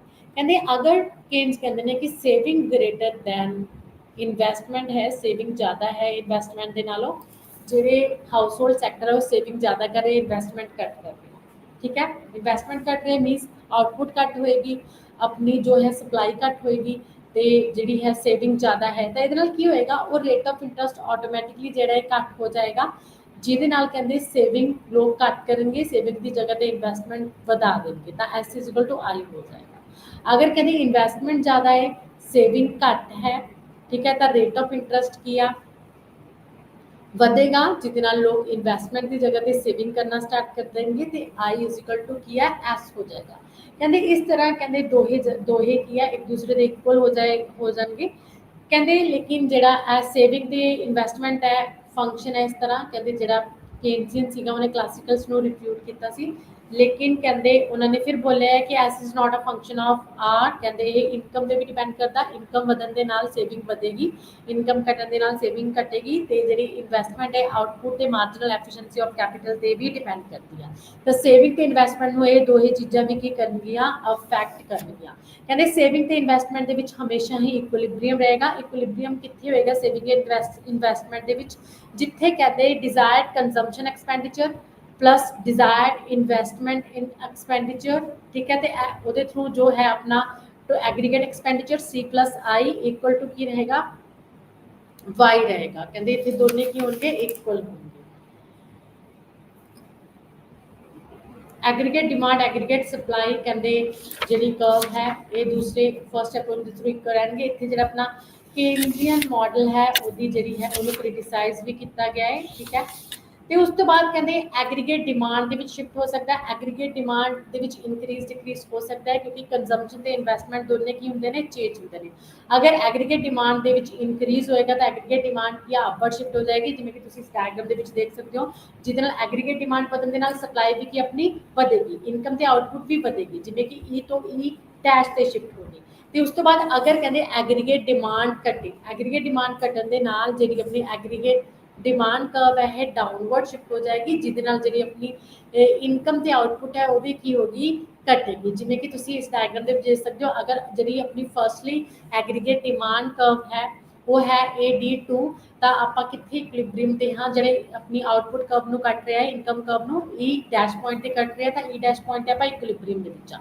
ਅਗਰ ਕਹਿੰਦੇ ਕੀ ਆ एग्रीगेट डिमांड घट गई एग्रीगेट डिमांड मीनस मनी की सप्लाई घट गई इनकम घट गई तो एक्सपेंडिचर घटिया एग्रीगेट डिमांड शिफ्ट होकर डाउनवर्ड शिफ्ट होगी तो ये AD1 ते शिफ्ट होगी जिहदे नाल कहंदे की होया वो वाई अपनी कर्व ਨੂੰ ਇਨਕਮ ਕਰਵ ਨੂੰ E ਪੁਆਇੰਟ ਤੇ ਕੱਟ ਕਰ ਰਹੀ ਹੈ ਤਾਂ E point is a new equilibrium point ਜਿੱਥੇ ਅਸੀਂ ਦੇਖ ਸਕਦੇ ਹਾਂ ਕਿ ਜਿਹੜੀ ਰੀਅਲ GDP ਹੈ ਇਨਕਮ ਐਂਡ ਆਊਟਪੁੱਟ ਹੈ ਉਹ Y1 ਤੋਂ ਕੱਟ ਕੇ ਕਿੰਨੀ ਹੋਗੀ Y0 ਹੋਗੀ ਇਸ ਤਰ੍ਹਾਂ ਕਹਿੰਦੇ ਐਗਰੀਗੇਟ ਜਿਹੜੀ ਹੈ ਐਕਸਪੈਂਡੀਚਰ ਐਗਰੀਗੇਟ ਡਿਮਾਂਡ ਦਾ ਇਨਕਮ ਤੇ ਆਊਟਪੁੱਟ ਤੇ ਇਫੈਕਟ ਪਏਗਾ ਐਗਰੀਗੇਟ ਡਿਮਾਂਡ ਨੂੰ ਦੇਖਦੇ ਹੋਏ ਆਪਾਂ ਜਿਹੜੀ ਐਗਰੀਗੇਟ ਸਪਲਾਈ ਨੂੰ ਕੀ ਕਰਾਂਗੇ ਤਦ ਕਹਿੰਦੇ ਜਿਹੜਾ ਹੈ ਫੈਕਟਰ ਕਈ ਰਿਸਪੌਂਸਿਬਲਸ ਨੇ डिमांड ਨੂੰ ਘਟਾਉਣ ਤੇ ਡਿਮਾਂਡ ਨੂੰ ਵਧਾਉਣ ਦੇ ਵਿੱਚ ਜਿਵੇਂ ਕਿ ਚੇਂਜ ਇਨ ਮੋਨੇਟਰੀ ਪਾਲਿਸੀ ਅਗਰ ਕਹਿੰਦੇ ਕੇਨਸ ਦੇ ਥਰੂ ਜਿਹੜੀ ਮੋਨੇਟਰੀ ਪਾਲਿਸੀ ਹੈ ਉਹਦੇ ਵਿੱਚ ਚੇਂਜ ਹੋ ਗਿਆ ਮੋਨੇਟਰੀ ਪਾਲਿਸੀ ਮਤਲਬ ਜਿਹੜੀਆਂ ਕਮਰਸ਼ੀਅਲ ਬੈਂਕਸ ਦੇ ਥਰੂ ਆਪਣੀ ਗਵਰਨਮੈਂਟ ਦੇ ਥਰੂ ਪਾਲਿਸੀਜ਼ ਬਣਾਈਆਂ ਜਾਂਦੀਆਂ ਨੇ ਜਿਹਦੇ ਵਿੱਚ ਕਹਿੰਦੇ ਕਮਰਸ਼ੀਅਲ ਬੈਂਕ ਨੇ ਜਿਹੜੇ ਤੇ RBI ਹੈ ਉਹ ਕੀ ਵਰਕ ਕਰਦਾ ਕ੍ਰੈਡਿਟ ਕ੍ਰੀਏਸ਼ਨ ਦਾ ਤੇ ਕ੍ਰੈਡਿਟ ਕੰਟਰੋਲ ਦਾ कहते अगर मॉनेटरी पॉलिसी के अंडर RBI ने कमर्शियल बैंक्स को कहा है कि उन्होंने क्रेडिट क्रिएशन घट करनी है तो क्रेडिट क्रिएशन घट करने टाइम वो की करेंगे जी मनी की सप्लाई है उन्होंने डिक्रीज करने के लिए रेट ऑफ इंटरस्ट को की कर देंगे इनक्रीज कर देंगे तो रेट ऑफ इंटरस्ट इनक्रीज करने के नाल कहते जी इनकम है घट जाएगी कंजम्पशन है जी वो घट जाएगी क्योंकि इन्वेस्टमेंट भी घटेगी तब फिर कहते की होएगा डिमांड घट जाएगी जिससे डिमांड कर्व की है डाउनवर्ड शिफ्ट हो जाएगी जिससे इनकम से आउटपुट से भी की पेगा अफैक्ट पेगा अगर मॉनेटरी पॉलिसी के अंडर कहते रेट ऑफ इंटरस्ट जो घटा दिता जाए तो मनी की सप्लाई अपनी इकोनॉमी के बढ़ेगी मनी की सप्लाई बढ़न के नाल कहते जो कंजम्पशन तो इन्वेस्टमेंट तो एक्सपेंडिचर हो रहा है वो बढ़ेगा जिससे एग्रीगेट डिमांड बढ़ेगी एग्रीगेट जी डिमांड कब है अपवर्ड शिफ्ट होएगी जिससे जी न्यू इक्विलिब्रियम बनेगा जिवें कि तुसीं डायग्राम दे विच देख सकते हो तो इनकम ते आउटपुट भी कहते की आ इनक्रीज होएगी कहते एक तो मॉनेटरी पॉलिसी के चेंज होने के नाल इस ते इफैक्ट पैंदा है कहते चेंज इन फिजिकल पॉलिसी कहते फिजिकल पॉलिसी के थ्रू भी जी एग्रीगेट डिमांड है अपनी की करेगी शिफ्ट करेगी एग्रीगेट डिमांड फिजिकल पॉलिसी के अंडर फिजिकल पॉलिसी की होंगी है फिजिकल पॉलिसी है जी एक गवर्नमेंट के बजट एंड एक्सपेंडिचर नाल रिलेटेड पॉलिसी है इनकम एंड एक्सपेंडिचर के नाल कहते जो गवर्नमेंट ने कई पॉलिसीज से सबसिडीज दी होंगे ने इस तो इलावा कहते गवर्नमेंट्स की करे गवर्नमेंट्स ज़्यादा अपनी है एक्सपेंडिचर बढ़ा दे अपने गवर्नमेंट एक्सपेंडिचर बढ़न के नाल गवर्नमेंट की पब्लिक सबसिडीज प्रोवाइड करती है ठीक है तो जिहदे नाल की जी अपनी मनी की सप्लाई फॉर एग्जाम्पल ज़्यादा होंदी है अपनी इकोनॉमी के जिहदे नाल जिहड़े पीपल्स ने उन्होंने डिमांड इनक्रीज हो जाती है तो डिमांड इनक्रीज होकर अपवर्ड शिफ्ट होगी जिहदे नाल इनकम के आउटपुट पर इफैक्ट पेगा अगर कहते जी गवर्नमेंट अपने एक्सपेंडिचर घटा दिंदी है तो घटाने के नाल की बेसिक फैसिलिटीज लोगों दी पूरियां नहीं होंदियां तो फिर की लोग अपनी बेसिक फैसिलिटीज पूरी करदियां ने तो बाकी जी कंजम्पशन ते इन्वेस्टमेंट है उन्होंने डिमांड घट जाती है जिस नाल जी एग्रीगेट डिमांड घटेगी डाउनवर्ड शिफ्ट होएगी जिसका इनकम ते आउटपुट ते की बैकवर्ड इफैक्ट पेगा। ਤਾਂ ਇਹ ਟੂ ਰੀਜ਼ਨਸ ਨੇ ਜਿਹੜੇ ਜਿਨ੍ਹਾਂ ਦੇ ਕਰਕੇ ਮੋਨਟਰੀ ਐਂਡ ਫਿਜ਼ੀਕਲ ਪਾਲਿਸੀ ਜਿਨ੍ਹਾਂ ਦੇ ਕਰਕੇ ਜਿਹੜੀ ਆਪਣੀ ਐਗਰੀਗੇਟ ਡਿਮਾਂਡ ਤੇ ਇਫੈਕਟ ਪੈਂਦਾ, ਜਾਂ ਫਿਰ ਇਸ ਤੋਂ ਇਲਾਵਾ ਪਾਪੂਲੇਸ਼ਨ ਦੇ ਵਿੱਚ ਇਨਕਰੀਜ਼ ਡਿਕਰੀਜ਼ ਦੇ ਨਾਲ ਵੀ ਇਫੈਕਟ ਪੈਂਦਾ ਹੈ, ਤੇ ਆਪਣੀਆਂ ਜਿਹੜੀਆਂ ਇਨਫਲੇਸ਼ਨ ਡਿਫਲੇਸ਼ਨ ਹੈ ਇਸ ਦੇ ਕਾਰਨ ਵੀ ਆਪਣੀ ਜਿਹੜੀ ਐਗਰੀਗੇਟ ਜਿਹੜੀ ਡਿਮਾਂਡ ਹੈ ਉਹ ਕੀ ਕਰਦੀ ਆ, ਅਫੈਕਟ ਕਰਦੀ ਆ। ਇਸ ਤੋਂ ਬਾਅਦ ਕਹਿੰਦੇ ਐਗਰੀਗੇਟ ਡਿਮਾਂਡ ਸ਼ੌਕਸ ਹੁੰਦੇ ਨੇ, ਠੀਕ ਆ, ਜਿੱਦਾਂ ਕਹਿੰਦੇ ਆਪਣੀ GDP ਤੇ ਪ੍ਰਾਈਸ ਲੈਵਲਸ ਤੇ ਇਫੈਕਟ ਪੈਂਦਾ ਹੈ। ਜੇ ਕਹਿੰਦੇ ਇਕਨੋਮੀ ਦੇ ਵਿੱਚ ਪ੍ਰਾਈਸ ਇਨਕਰੀਸਿਸ ਹੋ ਜਾਵੇ ਕਿਸੇ ਵੀ ਚੀਜ਼ ਦਾ, ਤਾਂ ਐਗਰੀਗੇਟ ਡਿਮਾਂਡ ਕੀ ਹੋ ਜਾਂਦੀ ਆ, ਘਟ ਜਾਂਦੀ ਆ। ਤਾਂ ਜਿਹਦੇ ਨਾਲ ਕੀ ਹੈ, ਐਗਰੀਗੇਟ ਡਿਮਾਂਡ ਘਟਣ ਦੇ ਨਾਲ ਸਪਲਾਈ ਵੱਧ ਜਾਏਗੀ, ਜਿਹਦੇ ਨਾਲ ਕਰਕੇ ਜਿਹੜੀ ਆਪਣੀ ਇਨਕਮ ਤੇ ਆਊਟਪੁੱਟ ਹੈ ਉਹ ਵੀ ਕੀ ਹੋਏਗੀ, ਘਟੇਗੀ। ਤੇ ਉਸ ਤੋਂ ਇਲਾਵਾ ਜੇਕਰ ਕਹਿੰਦੇ ਪ੍ਰਾਈਸ ਘਟ ਜਾਂਦੀ ਹੈ ਤਾਂ ਐਗਰੀਗੇਟ ਡਿਮਾਂਡ ਵੱਧ ਜਾਂਦੀ ਹੈ, ਜਿਹਦੇ ਨਾਲ ਕੀ ਆਪਣੀ ਸਪਲਾਈ ਵੀ ਵਧੇਗੀ, ਆਊਟਪੁੱਟ ਤੇ ਇਨਕਮ ਵੀ ਵਧੇਗੀ, ਕਿਉਂਕਿ ਪ੍ਰੋਡਕਸ਼ਨ ਜ਼ਿਆਦਾ ਕਰਨੀ ਪੈਂਦੀ ਹੈ, ਕਿਉਂਕਿ ਡਿਮਾਂਡ ਗ੍ਰੇਟਰ ਦੈਨ ਕੀ ਹੁੰਦੀ ਹੈ, ਸਪਲਾਈ ਹੁੰਦੀ ਆ। ਤਾਂ ਡਿਮਾਂਡ ਨੂੰ ਦੇਖਦੇ ਹੀ ਆਪਾਂ ਸਪਲਾਈ ਨੂੰ ਵਧਾਵਾਂਗੇ ਤੇ ਘਟਾਵਾਂਗੇ। ਤੇ ਇਕੁਇਲਿਬਰੀਅਮ ਬਿਫੋਰ ਫੁੱਲ ਇੰਪਲਾਇਮੈਂਟ, ਇਹਨਾਂ ਨੇ ਕੇਨਸ ਨੇ ਇਹ ਵੀ ਬੋਲਿਆ ਹੈ ਕਿ ਫੁੱਲ ਇੰਪਲਾਇਮੈਂਟ ਤੋਂ ਪਹਿਲਾਂ ਵੀ ਕਹਿੰਦੇ ਜਿਹੜੀ ਆਪਣੀ ਇਕੁਇਲਿਬਰੀਅਮ ਦੀ ਸਿਚੁਏਸ਼ਨ ਹੈ ਜਿਹੜੀ ਆ ਜਾਂਦੀ ਹੈ, ਠੀਕ ਹੈ। ਕਹਿੰਦੇ ਤੇ ਜਿੱਥੇ ਰੀਅਲ ਜਿਹੜਾ GDP ਆਪਣਾ ਕੀ ਰਹਿੰਦਾ, ਰਿਮੇਨ ਕਨਸਟੈਂਟ ਰਹਿੰਦਾ। ਤੇ ਇਹਨਾਂ ਨੇ ਅਫੈਕਟਿਵ ਡਿਮਾਂਡ ਨੂੰ ਵੀ ਲਿੱਤਾ। ਅਫੈਕਟਿਵ ਡਿਮਾਂਡ ਕਹਿੰਦੇ is the level of equilibrium, ਕਹਿੰਦੇ ਜਿਹੜਾ ਡਿਟਰਮਾਈਨਡ ਹੁੰਦਾ, ਕਹਿੰਦੇ ਜਦੋਂ aggregate demand equal to aggregate ਕੀ ਹੁੰਦੀ ਹੈ, ਸਪਲਾਈ ਹੁੰਦੀ ਹੈ। ਅਫੈਕਟਿਵ ਡਿਮਾਂਡ ਤੇ ਵਰਕ ਕਰਦਾ। ਤਾਂ ਮੇਨ ਫੀਚਰਸ ਆਫ ਕੇਨਜ਼ੀਅਨ ਇਕਨੋਮਿਕਸ ਕੀ ਸੀਗੇ, ਕਹਿੰਦੇ ਇਹ ਸ਼ਾਰਟ ਰਨ ਦੇ ਵਿੱਚ ਅਪਲਾਈ ਹੁੰਦੀ ਹੈ। Keynesian economic is the macro in characters, ਕਿਉਂਕਿ ਇਹਦੇ ਵਿੱਚ ਕਹਿੰਦੇ micro analysis and macro analysis ਦੋਨਾਂ ਨੂੰ ਚੈੱਕ ਕੀਤਾ ਜਾਂਦਾ ਹੈ। ਇਹਦੇ ਵਿੱਚ ਐਗਰੀਗੇਟ ਚੈੱਕ ਕੀਤੇ ਜਾਂਦੇ ਨੇ, aggregate demand and aggregate supply, ਤੇ ਪ੍ਰੋਬਲਮਸ ਨੂੰ ਦੇਖਿਆ ਜਾਂਦਾ ਹੈ। Keynesian economics is the systematic and comprehensive economic ਹੈ ਦਾ model. Keynesian economics reform capitalist and new liberalism ਆ। ਇਹ ਮੋਨੇਟਰੀ ਇਕਨੋਮਿਕਸ ਆ, कहते केन्जियन इकनॉमिक्स मॉनेटरी इकनॉमिक्स है। And Keynesian analysis mainly institutional है। इंपॉर्टेंस ऑफ स्टेट इंटरवेंशन, कहते Keynes ने स्टेट इंटरवेंशन की इंपॉर्टेंस दसी है। मॉनेटरी ते फिजिकल पॉलिसी के इफैक्ट दसे ने। क्रूशियल रोल ऑफ इन्वेस्टमेंट, कहते केन्स ने इन्वेस्टमेंट का रोल दसिया है कि जो इन्वेस्टमेंट इंक्रीज होएगी तो इन्वेस्टमेंट के नाल जी अपनी इनकम है कई गुना ज़्यादा इंक्रीज होएगी, जिससे डिमांड कंजम्पशन बढ़ेगी, जिसके थ्रू आउटपुट भी इंक्रीज होएगी। कंपैरेटिव स्टैटिक एनालिसिस है। एक कहते शिफ्टिंग इक्विलिब्रियम है। Role of expectation in economy ਇਹਦੇ ਵਿੱਚ ਲਿੱਤਾ ਗਿਆ ਹੈ। ਕਹਿੰਦੇ firm empirical foundations, general theory ਹੈ ਕੇਨਜ਼ੀ ਥਿਊਰੀ। ਤਾਂ ਰੋਲ ਆਫ ਕੰਜ਼ੰਪਸ਼ਨ ਦੱਸਿਆ ਕਿ ਕੰਜ਼ੰਪਸ਼ਨ ਦਾ ਐਗਰੀਗੇਟ ਡਿਮਾਂਡ ਤੇ ਕੀ ਇਫੈਕਟ ਪੈਂਦਾ ਹੈ, ਠੀਕ ਹੈ। ਇਨਪੁਟ ਇਨਕਮ ਤੇ ਆਊਟਪੁੱਟ ਤੇ ਕੀ ਇਫੈਕਟ ਪੈਂਦਾ। ਰੋਲ ਆਫ ਨੈਸ਼ਨਲ ਇਨਕਮ ਦੱਸਿਆ, ਇਨਕਮ ਐਂਡ ਆਊਟਪੁੱਟ ਡਿਟਰਮੀਨੇਸ਼ਨ ਦੇ ਬਾਰੇ ਇਹਨਾਂ ਨੇ ਗੱਲ ਕੀਤੀ ਹੈ। ਤੇ ਇਸ ਤੋਂ ਬਾਅਦ ਕੇਨਸ ਦੀ ਥਿਊਰੀ ਨੂੰ ਕ੍ਰਿਟਿਸਾਈਜ਼ ਵੀ ਕੀਤਾ ਗਿਆ ਹੈ। ਤਾਂ ਕਹਿੰਦੇ ਦ ਜਰਨਲ ਥਿਊਰੀ ਪਬਲਿਸ਼ਡ ਇਨ 1936 ਦੇ ਵਿੱਚ ਕਹਿੰਦੇ ਜਿਹੜੀ ਇਹ ਪਬਲਿਸ਼ ਕੀਤੀ ਸੀਗੀ। ਕਹਿੰਦੇ ਇਹਨੂੰ ਕਹਿੰਦੇ ਕਈ ਜਿਹੜੇ ਇਕਨੋਮਿਸਟ ਨੇ ਉਹਨਾਂ ਨੇ ਕ੍ਰਿਟਿਸਾਈਜ਼ ਕੀਤਾ ਹੈ। ਤਾਂ ਫਰਸਟ ਕਹਿੰਦੇ ਦਾ concept of equilibrium in self contradictory, ਕਹਿੰਦੇ ਉਹਨਾਂ ਨੇ ਬੋਲਿਆ Keynes was a view in the economic equilibrium was possible in the less of full employment. Keynes ਨੇ ਬੋਲਿਆ ਕਿ ਫੁੱਲ ਇੰਪਲਾਇਮੈਂਟ ਤੋਂ ਪਹਿਲਾਂ ਹੀ ਕਹਿੰਦੇ ਆਪਣੀ ਜਿਹੜੀ ਇਕੁਇਲਿਬਰੀਅਮ ਦੀ ਸਿਚੁਏਸ਼ਨ ਹੈ ਆ ਜਾਏਗੀ, ਮੀਨਸ ਅੰਡਰ ਇੰਪਲਾਇਮੈਂਟ ਦੇ ਅੰਦਰ। ਕਹਿੰਦੇ ਇਟ ਇਜ਼ ਨਾਟ ਪੋਸੀਬਲ, ਕਹਿੰਦੇ ਕੇਨਸ ਨੂੰ ਕ੍ਰਿਟਿਸਾਈਜ਼ ਕੀਤਾ ਹੈ। ਕਹਿੰਦੇ ਇਦਾਂ ਦੀ ਸਿਚੁਏਸ਼ਨ ਨਹੀਂ ਆ ਸਕਦੀ, ਕਹਿੰਦੇ ਫੁੱਲ ਇੰਪਲਾਇਮੈਂਟ ਆਉਣਾ ਜ਼ਰੂਰੀ ਹੈ। ਅੰਡਰ ਇੰਪਲਾਇਮੈਂਟ ਦੇ ਅੰਦਰ ਕਹਿੰਦੇ ਇਕੁਇਲਿਬਰੀਅਮ ਆਊਟਪੁੱਟ ਨਹੀਂ ਹੋ ਸਕਦੀ। ਕੇਨਜ਼ੀਅਨ ਇਕਨੋਮਿਕਸ ਇਜ਼ ਮੇਨਲੀ ਸਟੈਟਿਕਸ, ਕਹਿੰਦੇ ਜਿਹੜੀ ਕੇਨਜ਼ੀਅਨ ਥਿਊਰੀ ਹੈ ਇਹ ਸਟੈਟਿਕ ਥਿਊਰੀ ਹੈ। ਇਹਦੇ ਵਿੱਚ ਚੇਂਜਸ ਦੀ ਗੱਲ ਨਹੀਂ ਕੀਤੀ, ਸ਼ਿਫਟਿੰਗ ਦੀ ਗੱਲ ਨਹੀਂ ਕੀਤੀ। ਪ੍ਰਾਈਸ ਲੈਵਲ ਚੇਂਜ ਹੋਏਗਾ, ਵੇਜ ਰੇਟ शिफ्ट होंगे, अपने चेंज होंगे, तो अपना है इंटरस्ट चेंज होएगा। कहते इस चीज़ की गल नहीं की। It has ignored the long period equilibriums, कहते क्लासिकल सी तरह इन्होंने जो लॉन्ग पीरियड इक्विलिब्रियम है इन्हों टोटली की किया है, इग्नोर किया है। Unrealistic assumption of perfect competition, कहते इन्होंने सेम क्लासिकल सी तरह परफेक्ट कॉम्पीटिशन की असम्पशन ली है। कहते जी अपनी इकॉनमी है, मार्केट है, वो सिर्फ परफेक्ट कॉम्पीटिशन नहीं पाया जाता। परफेक्ट कॉम्पीटिशन तो इलावा कहते उत्थे मोनोपली, मोनोपलिस्टिक एंड कहते जी इम्परफेक्ट कॉम्पीटिशन सिचुएशंस ने वो भी पाई जाती हैं। Keynesian theory is not general theory, कहते जी ये जनरल इंपलायमेंट की जनरल थ्योरी नहीं हैगी। ये लेबर के डिमांड के सप्लाई की गल नहीं की हुई। कहते ये ऑल काइंड्स ऑफ प्रॉब्लम्स नहीं लिता गया। ये डिवेलप एंड अंडर डिवेलप जी कंट्री के प्रॉब्लम्स उन्होंने बारे नहीं दसिया गया। Based on the assumption of closed economy, कहते क्लासिकल की तरह इन्हों का जोड़ा ਇਹ ਮਾਡਲ ਹੈ 2 ਸੈਕਟਰ ਮਾਡਲ, ਇਹ ਵੀ ਕਲੋਜ਼ਡ ਇਕੋਨਮੀ ਦੇ ਵਿੱਚ ਹੀ ਜਿਹੜਾ ਹੈ ਅਪਲਾਈ ਹੁੰਦਾ ਹੈ, ਕਿਉਂਕਿ ਇਕੋਨਮੀ ਦੇ ਵਿੱਚ ਸਿਰਫ ਕਲੋਜ਼ਡ ਇਕੋਨਮੀ ਨਹੀਂ ਹੁੰਦੀ, ਹੁਣ ਹਰ ਇੱਕ ਇਕੋਨਮੀ ਓਪਨ ਇਕੋਨਮੀ ਹੈ, ਕਿਉਂਕਿ ਹਰ ਇੱਕ ਇਕੋਨਮੀ ਦੇ ਵਿੱਚ ਜਿਹੜੇ ਇੰਪੋਰਟ ਤੇ ਐਕਸਪੋਰਟਸ ਨੇ ਉਹਨਾਂ ਦਾ ਇਫੈਕਟ ਪੈਂਦਾ ਹੈ, ਠੀਕ ਹੈ, ਕਿਉਂਕਿ ਇਹਦੇ ਥਰੂ ਐਗਰੀਗੇਟ ਡਿਮਾਂਡ ਘਟੇਗੀ ਜਾਂ ਵਧੇਗੀ। ਤੇ ਜੇ ਆਪਣੇ ਇੰਪੋਰਟਸ ਜ਼ਿਆਦਾ ਹੋਣ ਤਾਂ ਐਗਰੀਗੇਟ ਡਿਮਾਂਡ ਕੀ ਆ, ਡੋਮੈਸਟਿਕ ਐਗਰੀਗੇਟ ਡਿਮਾਂਡ ਘਟ ਜਾਂਦੀ ਆ ਜੇ ਪ੍ਰਾਈਸਿਸ ਹਾਈ ਹੋਣ ਡੋਮੈਸਟਿਕ ਦੇ। ਅਗਰ ਡੋਮੈਸਟਿਕ ਕੰਟਰੀ ਦੇ ਵਿੱਚ ਜਿਹੜੀਆਂ ਪ੍ਰਾਈਸਿਸ ਨੇ ਘੱਟ ਨੇ ਗੁਡਸ ਦੀਆਂ, ਤਾਂ ਇਹਦੇ ਨਾਲ ਕੀ ਆ, ਜਿਹੜੀ ਡੋਮੈਸਟਿਕ ਡਿਮਾਂਡ ਆ ਵਧੇਗੀ, ਜਿਹਦੇ ਨਾਲ ਸਪਲਾਈ ਤੇ ਇਫੈਕਟ ਪਏਗਾ, ਤੇ ਜਿਹੜੀ ਆਪਣੀ ਫੋਰਨ ਗੁਡਸ ਦੀ ਡਿਮਾਂਡ ਆ ਉਹ ਘਟੇਗੀ। ਇਸ ਚੀਜ਼ ਨੂੰ ਕਹਿੰਦੇ ਟੋਟਲੀ ਕੀ ਕੀਤਾ, ਇਗਨੋਰ ਕੀਤਾ, ਕਿਉਂਕਿ ਨੈਟ ਐਕਸਪੋਰਟਸ ਤੇ ਇੰਪੋਰਟਸ ਦਾ ਵੀ ਆਪਣੀ ਇਕੋਨਮੀ ਦੀ ਇਕੁਇਲਿਬਰੀਅਮ ਜੀਡੀਪੀ ਤੇ ਇਫੈਕਟ ਪੈਂਦਾ ਹੈ। ਕੇਨਜ਼ੀਅਨ ਐਨਾਲਾਈਸਿਸ ਇਜ਼ ਨਾਟ ਅ ਇੰਪੀਰੀਕਲ, ਕਹਿੰਦੇ ਅਨਦਰ ਕ੍ਰਿਟੀਸਾਈਜ਼ ਹੈ ਕਿ ਜਿਹੜੇ ਪਾਲਿਸੀਜ਼ ਕੇਨਜ਼ ਨੇ ਬਣਾਈਆਂ ਨੇ ਇੱਕ ਸਕਸੈਸਫੁਲ ਨਹੀਂ ਹੈਗੀਆਂ ਮਾਡਰਨ ਇਕਨੋਮਿਕਸ ਦੇ ਵਿੱਚ, ਠੀਕ ਹੈ। ਇਹ ਕੇਨਜ਼ ਦਾ ਓਪੀਨੀਅਨ ਜਿਹੜਾ ਲਿਖਤਾ ਹੈ, ਕੇਨਜ਼ ਦਾ ਆਪਣਾ ਓਪੀਨੀਅਨ ਦਿੱਤਾ ਹੈ ਕਿ ਇਹ ਸੈਕੂਲਰ ਪ੍ਰੋਬਲਮ ਨੂੰ ਸੋਲਵ ਨਹੀਂ ਕਰਦਾ। His use of labor unit as the measure of employment is not scientific, उन्होंने बोलिया है कि लेबर यूनिट के इंक्रीज के नाल ਆਪਾਂ शॉर्ट रन ਦੇ ਵਿੱਚ ਆਪਣੀ ਜੋ ਹੈ ਆਊਟਪੁੱਟ ਨੂੰ ਇਨਕਰੀਜ਼ ਕਰ ਸਕਦੇ ਹਾਂ, ਲੇਕਿਨ ਇਹ ਸਾਇੰਟਿਫਿਕ ਮੈਥਡ ਪ੍ਰੋਪਰ ਸਾਨੂੰ ਐਕਸਪਲੇਨ ਨਹੀਂ ਕਰਦਾ, this is not scientific method.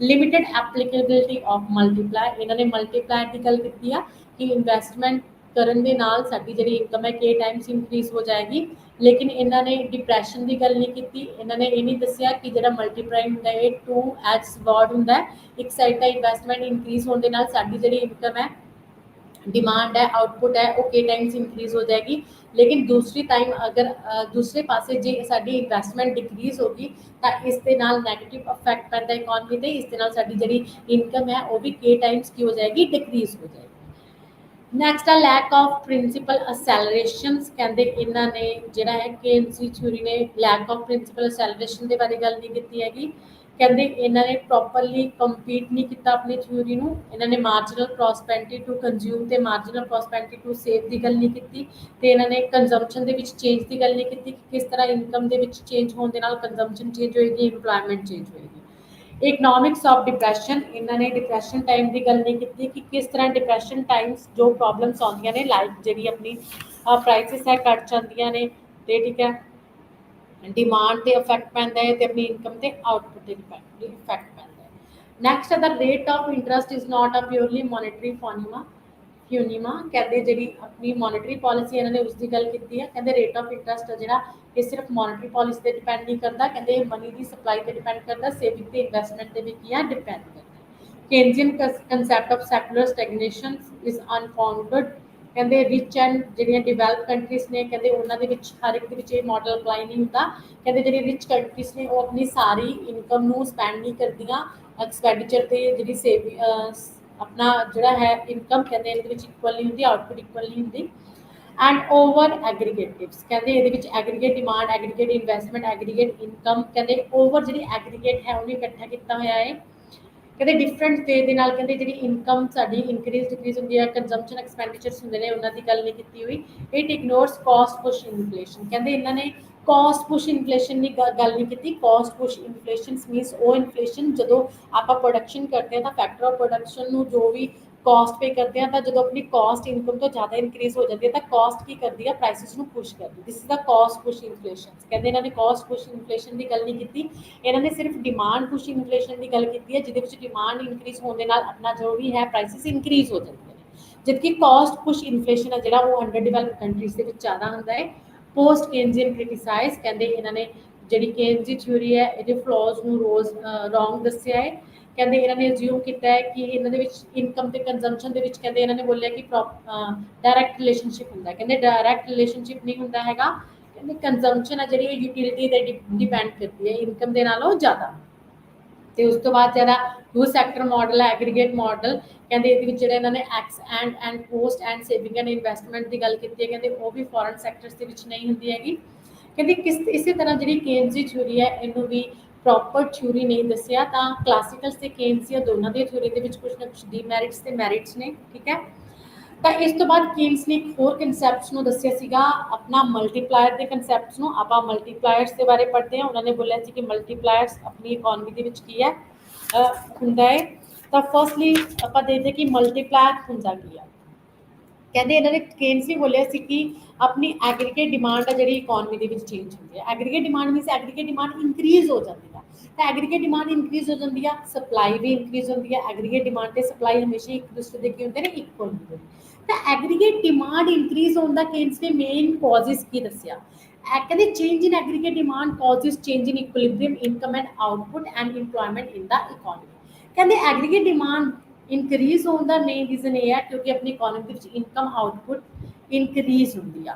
ਕਹਿੰਦੇ ਆਊਟਪੁੱਟ ਤੇ ਇਨਕਮ ਦੇ ਵਿੱਚ ਚੇਂਜ ਹੋਣ ਦੇ ਨਾਲ ਜਿਹੜੀ ਸਾਡੀ ਐਗਰੀਗੇਟ ਡਿਮਾਂਡ ਹੈ ਉਹ ਕੀ ਹੋਗੀ, ਚੇਂਜ ਹੋਗੀ। ਤਾਂ change in income occurs through change in the demand induced change in output. ਕਹਿੰਦੇ ਇਹਨਾਂ ਨੇ ਬੋਲਿਆ ਕਿ ਕਹਿੰਦੇ the factor by which income increases because of increase in aggregate expenditure is called multiplier. ਕਹਿੰਦੇ ਜਦੋਂ ਸਾਡੀ ਇਨਕਮ ਇਨਕਰੀਜ਼ ਹੁੰਦੀ ਹੈ ਐਕਸਪੈਂਡੀਚਰਸ ਦੇ ਵਿੱਚ ਇਨਕਰੀਜ਼ ਹੋਣ ਦੇ ਨਾਲ ਦੈਟ ਇਜ਼ ਕਾਲਡ ਮਲਟੀਪਲਾਇਰ। ਕਹਿੰਦੇ ਹੁਣ ਦੇਖੋ ਐਗਰੀਗੇਟ ਐਕਸਪੈਂਡੀਚਰ ਹੈ ਜਿਹੜਾ ਉਹਨਾਂ ਨੇ ਬੋਲਿਆ ਕੇਨਸ ਨੇ ਕਿ ਦੋ ਤਰ੍ਹਾਂ ਦੀਆਂ ਟੂ ਪਾਰਟਸ ਦੇ ਵਿੱਚ ਡਿਵਾਈਡ ਹੁੰਦਾ ਹੈ। ਇੱਕ ਤਾਂ ਹੁੰਦਾ ਆਪਣਾ ਇਨਵੈਸਟਮੈਂਟ ਐਕਸਪੈਂਡੀਚਰ, ਇੱਕ ਹੁੰਦਾ ਆਪਣਾ ਕੰਜ਼ੰਪਸ਼ਨ ਐਕਸਪੈਂਡੀਚਰ। ਠੀਕ ਹੈ, ਕਹਿੰਦੇ ਜਦੋਂ AD is called by change in autonomous investment। ਕਹਿੰਦੇ ਐਗਰੀਗੇਟ ਐਕਸਪੈਂਡ ਜਿਹੜੀ ਡਿਮਾਂਡ ਹੈ ਉਹ ਕਿਸ ਚੀਜ਼ ਤੇ, autonomous investment ਤੇ ਡਿਪੈਂਡ ਕਰਦੀ ਹੈ। ਇਹਨਾਂ ਨੇ ਬੋਲਿਆ ਸੀ ਕਿ ਅਗਰ autonomous investment A ਦੀ ਵਾਰ ਵਧੇਗੀ ਤਦ ਕੀ ਹੋਏਗਾ, ਆਪਣੀ ਜੋ ਵੀ ਐਗਰੀਗੇਟ ਡਿਮਾਂਡ ਹੈ ਉਹ ਕੀ ਹੋਏਗੀ, ਵਧੇਗੀ। ਤਾਂ 10 multiplier stabilizing relationship between the increase in autonomous investment and increase in income।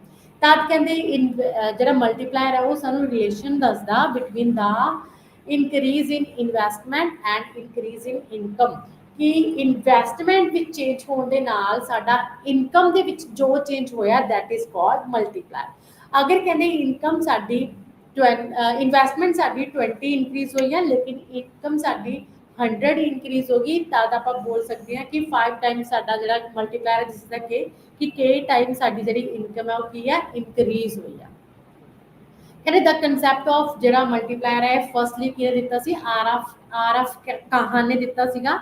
ਠੀਕ ਹੈ, ਤੇ ਮਲਟੀਪਲਾਇਰਸ ਨੂੰ ਕਹਿੰਦੇ ਕੇਨਸ ਨੇ ਲਿਆ ਸੀਗਾ the general theory of employment interest and money ਵਿੱਚ 1936 ਦੇ ਵਿੱਚ ਕੇਨਜ਼ੀਅਨ ਥਿਊਰੀ ਨੂੰ ਸਮਝਾਉਣ ਦੇ। ਠੀਕ ਹੈ, ਦਾ concept of investment multiplier. Investment multiplier ਕੀ ਹੁੰਦਾ ਹੈ, ਕਹਿੰਦੇ ਇਨਵੈਸਟਮੈਂਟ ਮਲਟੀਪਲਾਇਰ ਸਾਨੂੰ ਰਿਲੇਟ ਕਰਦਾ ਹੈ change in income to change in investment, ਕਿ ਇਨਵੈਸਟਮੈਂਟ ਦੇ ਵਿੱਚ ਚੇਂਜ ਹੋਣ ਦੇ ਨਾਲ ਸਾਡੇ ਇਨਕਮ ਦੇ ਵਿੱਚ ਇੰਨੇ % ਚੇਂਜ ਹੋਇਆ ਹੈ। ਠੀਕ ਹੈ, ਤਾਂ ਕਹਿੰਦੇ when the level of investment in the economy increases the level of income increases. ਜਦੋਂ ਕਹਿੰਦੇ ਆਪਣੀ ਇਕੋਨਮੀ ਦੇ ਵਿੱਚ ਇਨਵੈਸਟਮੈਂਟ ਦਾ ਲੈਵਲ ਇਨਕਰੀਜ਼ ਹੋਏਗਾ ਤਾਂ ਆਟੋਮੈਟਿਕਲੀ ਜਿਹੜੀ ਆਪਣੀ ਇਨਕਮ ਹੈ ਉਹ ਵੀ ਕੀ ਹੋਏਗੀ, ਇਨਕਰੀਜ਼ ਹੋਏਗੀ। ਤਾਂ ਕਹਿੰਦੇ ਨੰਬਰ ਆਫ ਟਾਈਮਸ, ਕਹਿੰਦੇ ਕਿੰਨੇ ਨੰਬਰ ਆਫ ਟਾਈਮਸ ਜਿਹੜੀ ਆਪਣੀ ਇਨਕਮ ਇਨਕਰੀਜ਼ ਹੋਏਗੀ ਉਹ ਕੌਣ ਦੱਸਦਾ ਸਾਨੂੰ, ਮਲਟੀਪਲਾਇਰ ਦੱਸਦਾ। ਅਗਰ ਕਹਿੰਦੇ ਆਪਣੀ ਇਨਵੈਸਟਮੈਂਟ ਇਨਕਰੀਜ਼ ਹੋਣ ਦੇ ਨਾਲ ਜਿੰਨੀ ਇਨਕਮ ਇਨਕਰੀਜ਼ ਹੋਏਗੀ ਉਹ ਕਿੰਨੇ ਟਾਈਮਸ ਇਨਕਰੀਜ਼ ਹੋਏਗੀ, that is a multiplier means k time increase ਹੋਏਗੀ। ਮਲਟੀਪਲਾਇਰ ਨੂੰ ਆਪਾਂ k ਦੇ ਨਾਲ ਡਿਨੋਟ ਕਰਦੇ ਹਾਂ, ਤਾਂ multiplier means k is equal to change in income divide by change in investment, ਕਿ ਇਨਵੈਸਟਮੈਂਟ ਦੇ ਵਿੱਚ ਚੇਂਜ ਹੋਣ ਦੇ ਨਾਲ ਸਾਡੀ ਇਨਕਮ ਦੇ ਵਿੱਚ ਕਿੰਨਾ ਚੇਂਜ ਆਇਆ ਦੈਟ ਇਜ਼ ਅ ਮਲਟੀਪਲਾਇਰ। ਇਹਨੂੰ ਆਪਾਂ k ਦੇ ਨਾਲ ਕੀ ਕਰਦੇ ਹਾਂ, ਡਿਨੋਟ ਕਰਦੇ ਹਾਂ। This is a important question. ਜਿਵੇਂ ਕਿ ਫੋਰ ਐਗਜ਼ਾਮਪਲ ਮੇਰੀ ਜਿਹੜੀ ਇਨਵੈਸਟਮੈਂਟ ਹੈ ਮੈਂ 5% ਇਨਕਰੀਜ਼ ਕੀਤੀ, ਤਾਂ 5% ਇਨਵੈਸਟਮੈਂਟ ਇਨਕਰੀਜ਼ ਹੋਣ ਦੇ ਨਾਲ ਮੇਰੀ 20% ਕੀ ਹੋਗੀ, ਇਨਕਮ ਇਨਕਰੀਜ਼ ਹੋਗੀ। ਦੈਨ ਮੇਰਾ ਮਲਟੀਪਲਾਇਰ ਕਿੰਨਾ ਹੋਏਗਾ, 20 change in income divide by 5 change in investment, 20 divided by 5 equal to 4। ਤਾਂ ਮੇਰਾ ਜਿਹੜਾ ਮਲਟੀਪਲਾਇਰ ਹੈ ਦੈਟ ਇਜ਼ ਅ 4। ਮੇਰੀ ਜਿਹੜੇ ਕਿ ਇਨਕਮ ਹੈ ਉਹ k ਟਾਈਮ ਕੀ ਹੋਈ ਆ, ਇਨਕਰੀਜ਼ ਹੋਈ ਹੈ, ਦੈਟ ਇਜ਼ ਅ ਮਲਟੀਪਲਾਇਰ। ਕਹਿੰਦੇ ਮਲਟੀਪਲਾਇਰ ਇਨਕਰੀਜ਼ ਹੋਣ ਦੇ ਨਾਲ national income means income increase ਹੋਏਗੀ, ਆਪਣਾ ਐਕਸਪੈਂਡੀਚਰ ਵੀ ਇਨਕਰੀਜ਼ ਹੋਏਗਾ। ਠੀਕ ਹੈ, ਕਿਉਂਕਿ ਇਨਕਮ ਤੇ ਹੀ ਕੰਜ਼ੰਪਸ਼ਨ ਡਿਪੈਂਡ ਕਰਦੀ ਹੁੰਦੀ ਹੈ, ਜਿਹਦੇ ਨਾਲ ਕੰਜ਼ੰਪਸ਼ਨ ਤੇ ਇਨਵੈਸਟਮੈਂਟ ਐਕਸਪੈਂਡੀਚਰ ਦੋਨੇ ਇਨਕਰੀਜ਼ ਹੋਣਗੇ ਤੇ ਐਗਰੀਗੇਟ ਜਿਹੜੀ ਡਿਮਾਂਡ ਐਗਰੀਗੇਟ ਐਕਸਪੈਂਡੀਚਰ ਜਿਹੜਾ ਕੇਨਸ ਨੇ ਬੋਲਿਆ ਉਹ ਵੀ ਕੀ ਹੋਏਗਾ, ਡਾਊਨਵਰਡ ਟੂ ਅਪਵਰਡ ਸ਼ਿਫਟ ਹੋ ਜਾਏਗਾ, ਜੋ ਸਾਨੂੰ ਦੱਸਦਾ ਹੈ change in income through change in investment. ਜਿਵੇਂ ਕਿ ਤੁਸੀਂ ਇਸ ਟੇਬਲ ਦੇ ਵਿੱਚ ਦੇਖ ਸਕਦੇ ਹੋ, ਇਸ ਵਿੱਚ 3 ਰਾਉਂਡ ਨੇ। ਤਾਂ increase in demand this round, increase in production this round and to increase in income. ਤਾਂ increase in demand this round, demand ਦੇ ਵਿੱਚ ਇਨਕਰੀਜ਼ ਦੱਸਿਆ। ਪਹਿਲਾ ਡਿਮਾਂਡ ਕਿੰਨੀ ਹੈ, ਚੇਂਜ ਇਨ A ਦੀ ਵਾਰ ਜੋ ਹੈ ਆਪਣਾ autonomous expenditure. Increase in production this round, A ਦੀ ਵਾਰ ਐਂਟੋਨਮਸ ਜੋ ਹੈ ਆਪਣਾ जो एक्सपेंडिचर है and total increase in income की कितना आया, A ਦੀ ਵਾਰ आया। एंड उसके बाद increase in demand this round, consumption increase होगी एंटोनमस इन्वेस्टमेंट ਦੇ ਨਾਲ, consumption delta change in A the bar and C उन्ना ही कहते फिर उसदे विच प्रोडक्शन दे विच चेंज आया लेकिन कहते income they which delta A दी बार पहला वाला प्लस सी डेल्टा ए दी बार हुन वाला and plus 1 plus C delta A दी बार कहते टोटल चेंजेस आया एंड उस तो बाद कंजम्पशन और इंक्रीज होगी C plus delta A the bar C plus delta A the bar production is equal to C D 2 delta A the bar and जो है अपना टोटल इंक्रीज इन इनकम जो ਆਪਾਂ ਪਿਛਲੇ ਆ ਕੈਲਕੂਲੇਟਸ ਕੀਤੀਆਂ ਦੈਟ ਇਜ਼ ਆ ਤੁਸੀਂ ਦੇਖ ਸਕਦੇ ਹੋ ਇਸ ਡਾਇਗਰਾਮ ਦੇ ਵਿੱਚ ਇਸ ਤਰ੍ਹਾਂ ਕਹਿੰਦੇ ਆਪਣੀ ਡਿਮਾਂਡ ਇਨਕਰੀਜ਼ ਹੋਣ ਦੇ ਨਾਲ ਪ੍ਰੋਡਕਸ਼ਨ ਇਨਕਰੀਜ਼ ਹੋਏਗੀ ਤੇ ਇਨਕਮ ਵੀ ਕੀ ਹੋਏਗੀ ਇਨਕਰੀਜ਼ ਹੋਏਗੀ ਤੁਸੀਂ ਇਸ ਡਾਇਗਰਾਮ ਦੇ ਵਿੱਚ ਮਲਟੀਪਲਾਇਰ ਦੇਖ ਸਕਦੇ ਹੋ ਜੋ ਚੇਂਜ ਦੱਸ ਰਹੇ ਸਾਨੂੰ ਤਾਂ ਦੇਖੋ ਉਹ y ਐਕਸਿਸ ਤੇ ਕੀ ਲਿਖਤਾ ਹੋਇਆ ਹੈ ਇਨਕਮ ਐਂਡ ਆਊਟਪੁੱਟ ਲਿਖੀ ਹੋਈ ਹੈ ਐਂਡ ਉਹ ਐਕਸ ਐਕਸਿਸ ਤੇ ਇਨਕਮ ਐਂਡ ਆਊਟਪੁੱਟ ਲਿੱਤੀ ਹੋਈ ਹੈ ਉਹ y ਤੇ ਆਪਾਂ ਨੇ ਐਗਰੀਗੇਟ ਡਿਮਾਂਡ ਲਿੱਤੀ ਹੋਈ ਆ ਤੁਸੀਂ ਦੇਖ ਸਕਦੇ ਹੋ ਕਿ ਆਪਣੀ ਜੋ ਹੈ ਇਨਕਮ ਫਰਸਟਲੀ ਇਨਕਮ ਹੈ ਐਗਰੀਗੇਟ ਆਊਟਪੁੱਟ ਹੈ ਉਹ ਕੀ ਹੈ ਹੋਰੀਜ਼ਨ ਤੋਂ ਸਟਾਰਟ ਹੋ ਰਹੀ ਹੈ 45 ਡਿਗਰੀ ਦੇ ਐਂਗਲ ਤੇ ਹੈ ਐਂਟੋਨਮਸ ਇਨਵੈਸਟਮੈਂਟ ਜਦੋਂ ए ਦੀ ਵॉर्ड ਹੈ ठीक है तद अपनी जी एग्रीगेट डिमांड है वो कितनी है वाई कर्व ਨੂੰ ई पॉइंट ਤੇ ਕੱਟ ਕਰ ਰਹੀ ਹੈ equilibrium point is a A point ਜਿੱਥੇ ਆਪਣੀ ਇਨਕਮ ਦੇ ਆਊਟਪੁੱਟ ਕਿੰਨੀ ਹੈ y 0 ਹੈ ਠੀਕ ਹੈ ਆਪਣੀ ਇੰਟਰਨਸ ਇਨਵੈਸਟਮੈਂਟ ਵਧਦੀ ਕਿੰਨੀ ਹੋਗੀ a ਬਾਰ ਤੋਂ a ਬਾਰ ਡੈਸ਼ ਹੋਗੀ ਜਿਹਦੇ ਨਾਲ ਐਗਰੀਗੇਟ ਜਿਹੜੀ ਡਿਮਾਂਡ ਆ ਉਹ ਵੀ ਇਨਕਰੀਜ਼ ਹੋ ਕੇ ਕਿੰਨੀ ਹੋ ਜਾਏਗੀ ad ਤੋਂ ad ਬਾਰ ਤੇ ਸ਼ਿਫਟ ਹੋ ਜਾਏਗੀ ਅਪਵਰਡ ਸ਼ਿਫਟ ਹੋ ਜਾਏਗੀ ਜਿਹਦੇ ਨਾਲ ਸਾਡੀ ਐਗਰੀਗੇਟ ਡਿਮਾਂਡ ਦੇ ਵਿੱਚ ਕਿੰਨਾ ਚੇਂਜ ਆਇਆ ਹੈ ਇਹ ਡੈਲਟਾ a ਦੀ ਡੈਸ਼ ਮਤਲਬ ए दी डैश आया है जो गैप तुसी देख सकते हो this is the investment they which change ते इनकम दे विच चेंज कितना आया y0 टू y1 ਇਹਦੇ ਨਾਲ ਸਾਡੀ ਇਨਕਮ ਚੇਂਜ ਹੋਈ ਹੈ ਇਨਵੈਸਟਮੈਂਟ ਦੇ ਨਾਲੋਂ ਇਨਕਮ ਜ਼ਿਆਦਾ ਚੇਂਜ ਹੈ this is a multiplier means ਆਪਣੀ ਜੋ ਵੀ ਇਨਵੈਸਟਮੈਂਟ ਹੈ ਉਹਦੇ ਵਿੱਚ ਚੇਂਜ ਹੋਣ ਦੇ ਨਾਲ ਇਨਕਮ ਦੇ ਵਿੱਚ ਜੋ ਚੇਂਜ ਆਏਗਾ ਉਹ ਕੀ ਹੋਏਗਾ ਮਲਟੀਪਲਾਇਰ ਹੋਏਗਾ ਇਨਵੈਸਟਮੈਂਟ ਦੇ ਵਿੱਚ change a the bar to a the bar dash and income ਦੇ ਵਿੱਚ ਚੇਂਜ ਕਿੰਨਾ ਆਇਆ एग्रीगेट डिमांड बदलने ਦੇ ਨਾਲ y0 to y1 y0 to 1 by y0 to y1 is a multiplier क्योंकि ਇਹ ਕੀ ਆ k टाइम से ਆਪਾਂ बोल सकते हैं कि मेरी इनकम है ਜਿਹੜੀ ਇਹ ਇਨਕਰੀਜ਼ ਹੋਈ ਆ a dash to a dash 1 investment increase ਹੋਣ ਦੇ ਨਾਲ ਠੀਕ ਹੈ ਮਲਟੀਪਲਾਇਰ ਸਾਨੂੰ ਦੱਸਦਾ ਹੈ relationship between the investment and increase in income ਤਦ ਇਨਕਰੀਜ਼ ਇਨ ਇਨਕਮ ਤੇ ਇਨਕਰੀਜ਼ ਇਨ ਜਿਹੜਾ ਹੈ ਇਨਵੈਸਟਮੈਂਟ ਇਸ ਡਾਇਗਰਾਮ ਤੋਂ ਸਾਨੂੰ ਪਤਾ लगता है दैन इन्वेस्टमेंट मल्टीप्लायर की दसदा है इन्वेस्टमेंट मल्टीप्लायर सेम कि इस इन्वेस्टमेंट जिमें कि 5% हुई है तो अपनी इनकम 20% इंक्रीज हुई है 20 इंक्रीज हुई है 20 divide by 5 is equal to 4 कि इन्वेस्टमेंट के नाल साडा जेड़ा इन्वेस्टमेंट मल्टीप्लायर है वो 4 है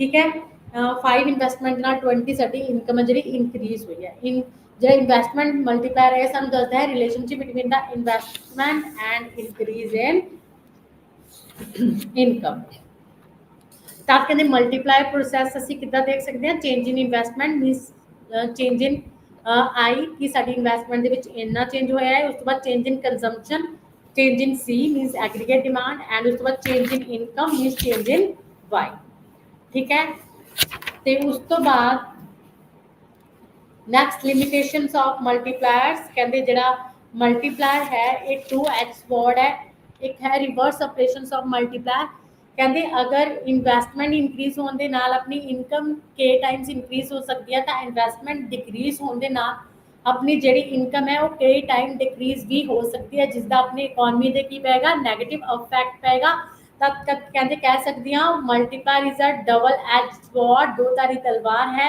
एक पॉजिटिव इफैक्ट्स हो सकते हैं जिहदे नाल के टाइम्स इंक्रीज इन इनकम ਇਸ ਦੇ ਨੈਗੇਟਿਵ ਇਫੈਕਟ ਹੋ ਸਕਦੇ ਨੇ ਜਿਹਦੇ ਨਾਲ k ਟਾਈਮਸ ਡਿਕਰੀਜ਼ ਇਨ ਇਨਕਮ ਹੋ ਸਕਦੀ ਹੈ ਲਿਮਿਟੇਸ਼ਨਸ ਆਫ ਮਲਟੀਪਲਾਇਰ ਤੁਸੀਂ ਦੇਖ ਸਕਦੇ ਹੋ ਕਹਿੰਦੇ increase in income due to increase in initial investment does not go and endlessly due to several factors process of income propagation slowdowns and ultimately ਕਹਿੰਦੇ ਜ਼ਰੂਰੀ ਨਹੀਂ ਹੈਗਾ ਕਿ ਜਦੋਂ ਆਪਾਂ ਨੇ ਇਨਵੈਸਟਮੈਂਟ ਇਨਕਰੀਜ਼ ਕੀਤੀ ਤਾਂ ਸਾਡੀ ਜਿਹੜੀ ਇਨਕਮ ਹੈ ਉਹ ਇਨਕਰੀਜ਼ ਹੋ ਹੀ ਜਾਵੇ ਕਿਤੇ ਨਾ ਕਿਤੇ ਕਹਿੰਦੇ ਇਨਕਮ ਦੇ ਵਿੱਚ ਡਿਕਰੀਜ਼ ਹੋਣਾ ਸ਼ੁਰੂ ਹੋ ਜਾਂਦਾ ਹੈ फर्स्ट इज आइडल सेविंग कहते मेन रीजन है मल्टीप्लायर के बैकवर्ड शिफ्ट होने का एग्रीगेट डिमांड के बैकवर्ड शिफ्ट होने का इनकम के बैकवर्ड शिफ्ट होने का क्योंकि कहते जोड़े पीपल्स ने वो अपनी जी है इनकम उन्होंने ਜਾਂ ਤਾਂ ਸੇਵ ਕਰ ਸਕਦੇ ਨੇ ਜਾਂ ਕੰਜ਼ਿਊਮਰ ਕਰ ਸਕਦੇ ਨੇ ਅਗਰ marginal prosperity to consume saving ਤੋਂ ਜ਼ਿਆਦਾ ਹੈ ਤਾਂ ਮਲਟੀਪਲਾਇਰ ਇਫੈਕਟਿਵ पॉजिटिव जाएगा क्योंकि कंजम्पशन ज़्यादा है इनकम ज़्यादा होगी इन्वेस्टमेंट भी ज़्यादा होएगी तो इनकम इंक्रीज भी ज़्यादा होएगी लेकिन कहते अगर कंजम्पशन घट है सेविंग ज़्यादा है क्योंकि money is a store of value, money ਨੂੰ ਆਪਾਂ स्टोर करके भी रखते हैं। अगर रेट ऑफ इंटरेस्ट ज़्यादा है, सेविंग ज़्यादा है, तो कंजम्पशन घट होएगी, इन्वेस्टमेंट घट होएगी, जिहदे नाल जिहड़ा अपना मल्टीप्लायर है ये बैकवर्ड शिफ्ट हो जाएगा।